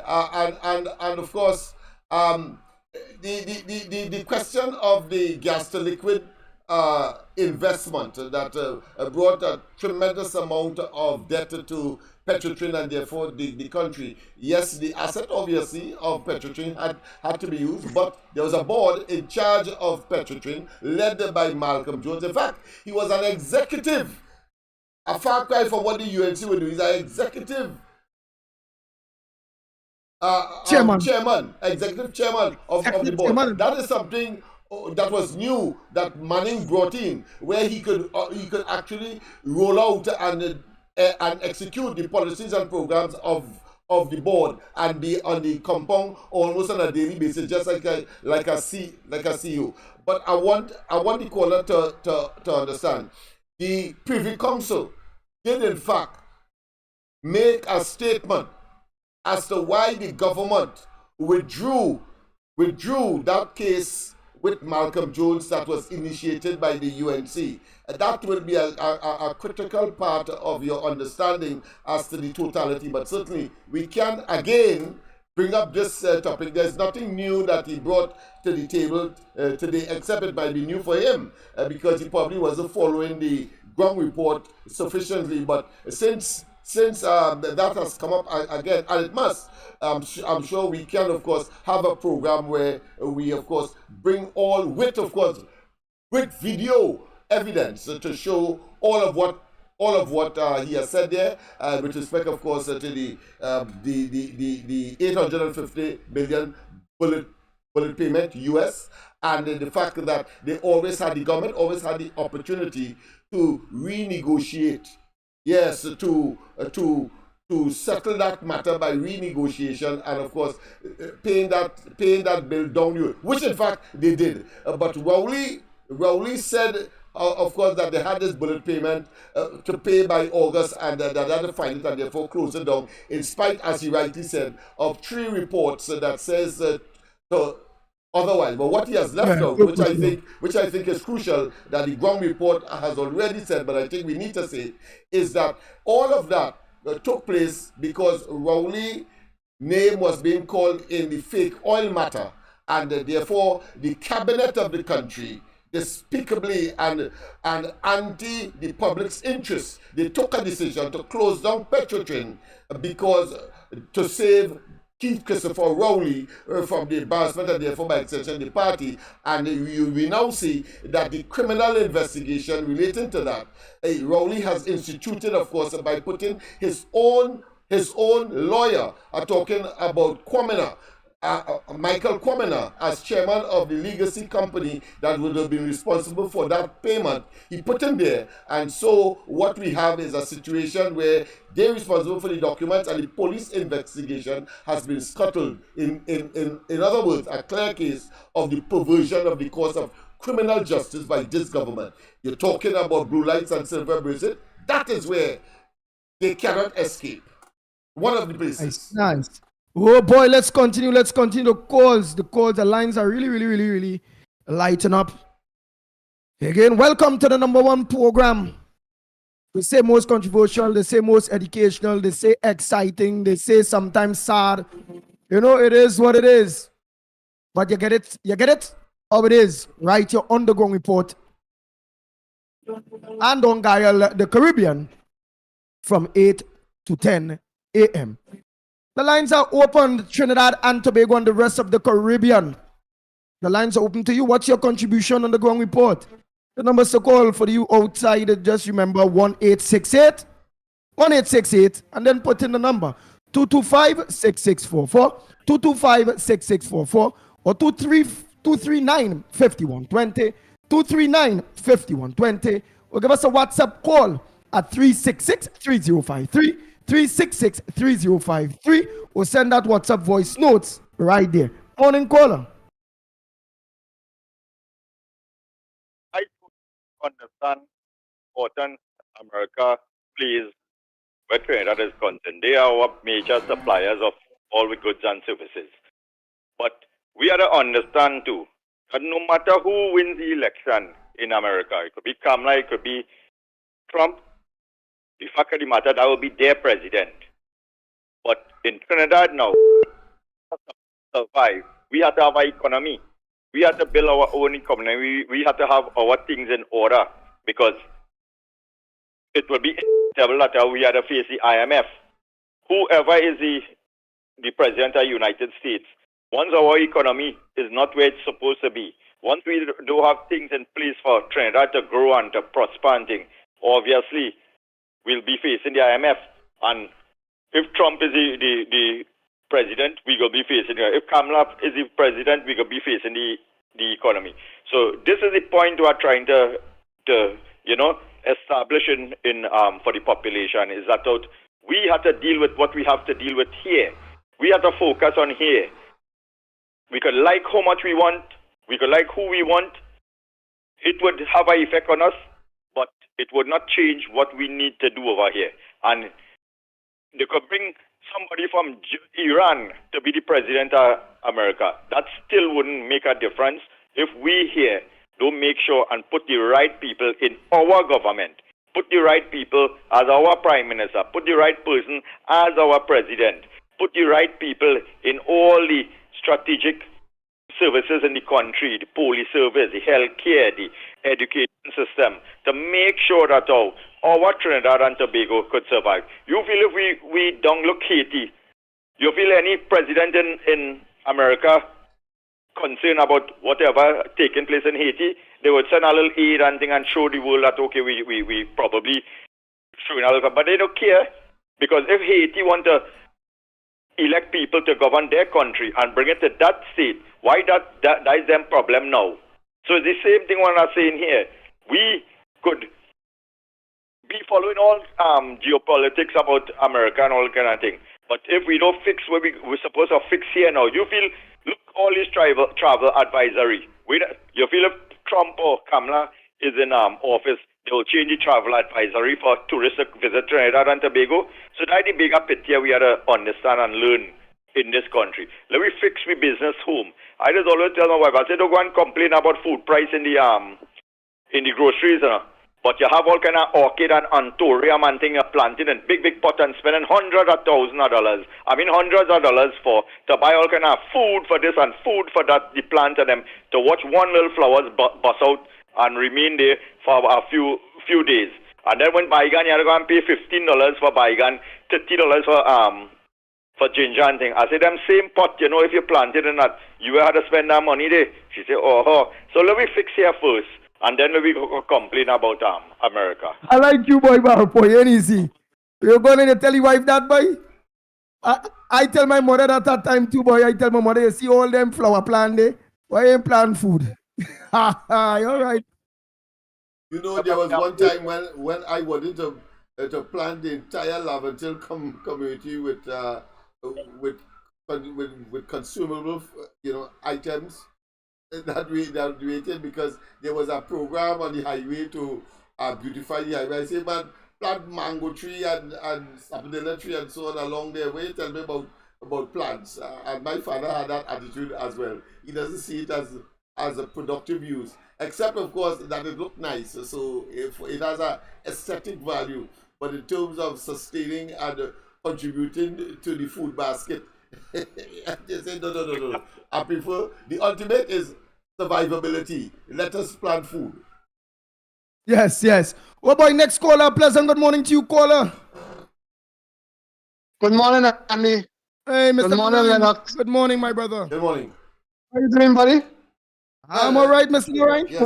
And on this side as well. What I want to say is that, like Rowley in love with Jindal, he only singing Jindal all over the place. He gone mad. Andy, Rowley in love with Jindal, he only singing Jindal. Like I get married out. Birds of a feather flock together. They're all in the same bracket. And next one, I want to say this one, Renuka Instagram saying, in Parliament, she only opens her mouth and bread. Why should she go on the outside and bread? These people have no respect. They have no mentality in life. She should be ashamed of herself as a woman. What she Shorty Young say, and they bear that. Another thing, why Shorty Young not bring back his stepdaughter to face charges for the drugs? He wouldn't do it because he was Minister of National Security at the time, so they do what they want. And the people should get up and demand that he bring back his stepdaughter to face charges. Anyhow, you all have a good day. Talk to you. Bye. All right, thank you very much, Mr. Ramnarine. Oh boy, let's continue. Let me make it short and sweet. Morning caller. He was Minister of National Security. Move from in front of the gadget and I'll have to hang up on you. Morning caller. Good morning to the panel. I want to agree with the caller who spoke about Petrotrin. He's on the button, and also Lennox Smith. We should also try to get some of the leading functionaries of the OWTA to bring further our additional clarity to the situation at this present time. And thanks very much. All the best. I have no difficulty with that, but I'm just saying that some of the major parts of the issue we had ventilated already. Look, But a lot. certainly, We had ventilated a lot, including interview the major people in the OWTV. yeah, but I see no reason why we cannot revisit it. So Yes, I have no idea it would fall on deaf ears. I can assure you that, and it will be fertilized. All right. Nice. Morning caller, where you calling from, and what's your contribution on the Going Report this morning? Hey, Kendrick, man. What's up, Kendrick, man? Am I right, man? What's going on across there, man? Arkansas. All right. I mean, any Republicans? Yeah. Here's what's going on. Mr. Stuart Young, your first out of place. Trinidad and Tobago not belongs to the PNM. It belongs to Trinidad and Tobago. The taxpayers pay you. You have no right to talk about this. You have no right to talk about PNM doing. Who is you, man? Who is you? You can't say that thing paying you, paying tax people money. Are they Indian, me? Blue, black, white, green? Everybody paying taxes and they're paying you. Also paying the Prime Minister. So is the United States. We pay tax. Everybody paying tax. We paying the president and we paying everybody. It's the same thing. Nobody talk like that. Right? So you were saying that he was very fast and disrespectful in saying that to stay out of PNM business. Right. Okay. It's not PNM country. That should not be people at Trinidad and Tobago. You're fast and out of place. You're disrespectful, man, to call Kamala that name. I wonder if you have children. You have girl children? Andy, and furthermore, Mr. Trump is a felon. 1, he liked to hold people crutch. 2, he was charged for raping a woman and paying a lawyer to cover it up. Plus, nobody talk about January 6th. That's all I have to say, man. That's all I have to say. All right. People talking about it, talk the truth. Thank you, man. Oh boy. It's exactly 1 minute to the hour. To 10 o'clock. Trinidad and Tobago. Already Wow. I was enjoying myself, boy. I really lost Wow. track of time. Yes. Thank you, people, for keeping the program so dynamic and the variety and the veracity as well, the truth of what we are saying has been resonating all over the place. So much so people are recommending, of course, that we bring on certain elements to further, of course, certify what we have been saying in the past and maybe to get some another perspective. With respect, of course, to the Petrotrin debacle under, of course, the PNM and in particular Jones, this fella that has proven to be, of course, a disaster for Trinidad and Tobago, and Rowley, of course, chicanery and shenanigan, when, of course, claiming that somehow it was a bullet payment that caused it. No, he had about five different reasons for closing Petrotrin after that, including, of course, the government wanted to get out of the oil business. And then, of course, he told us that because they were importing over 100,000 barrels of oil and was losing, of course, $7 to $15. And then, of course, Imbert then tell us, no, it's not so. Don't matter what, even though they were importing 100,000 barrels of oil to keep the oil refinery going viable, it was a net earner of foreign exchange after, of course, they would have converted these barrels of oil to, of course, lubricants and other refined products and sell them, of course, because we have a closed market, we have a monopoly of the islands, and so, of course, it was making money, but yet it was closed. The only thing we are left with, the fake oil matter, and Dr. Rowley claiming that the owner of A.V. Drilling would have been his friend, and, of course, the documentation with respect to the person who was receiving all of the chits, talking about Dulki Singh, who was also a candidate against Kamala Persad-Bissessar in, of course, in Siparia. Yes, we know, we have all the information, but we will, of course, still glean from these,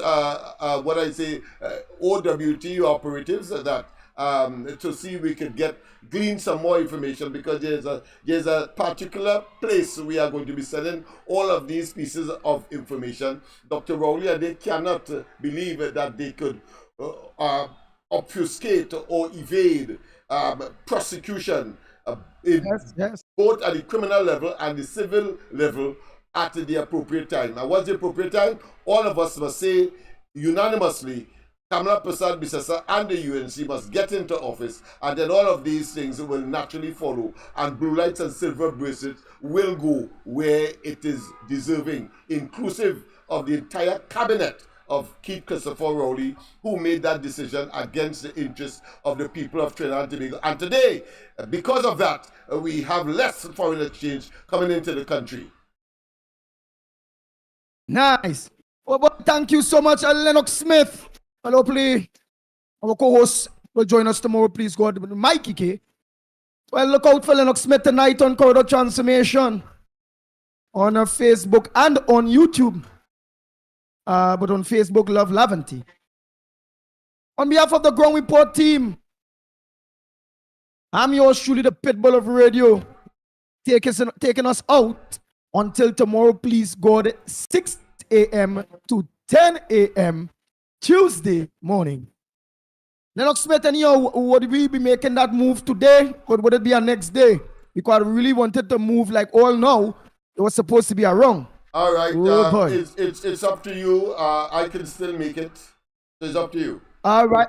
You can reach me within half an hour. So you can meet with me within half an hour. So. Yes, all right, well. Okay. All right, well, meet with me. Okay then. Oh boy, we are out of here, Trinidad and Tobago, until tomorrow morning, please God, 6 a.m. right here on the Ground Report. Real Media TT Facebook, Real Media TT YouTube, Guile the Caribbean, and not forget.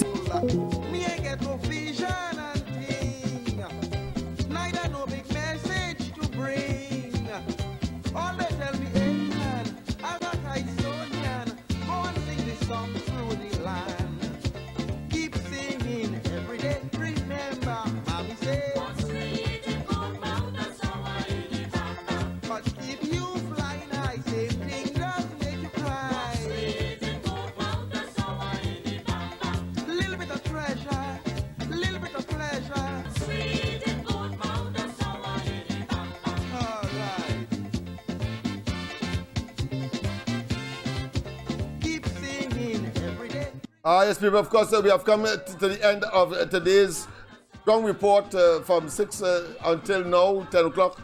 And, of course, we'll be continuing tomorrow morning. But don't forget, of course, tonight, the Corridor Transformation on this very channel, of course, on YouTube, of course, you log into the Corridor Transformation, and on YouTube, you log into Love Lavantil, and you will get us there. Have a wonderful rest of the day. God bless. Bye-bye.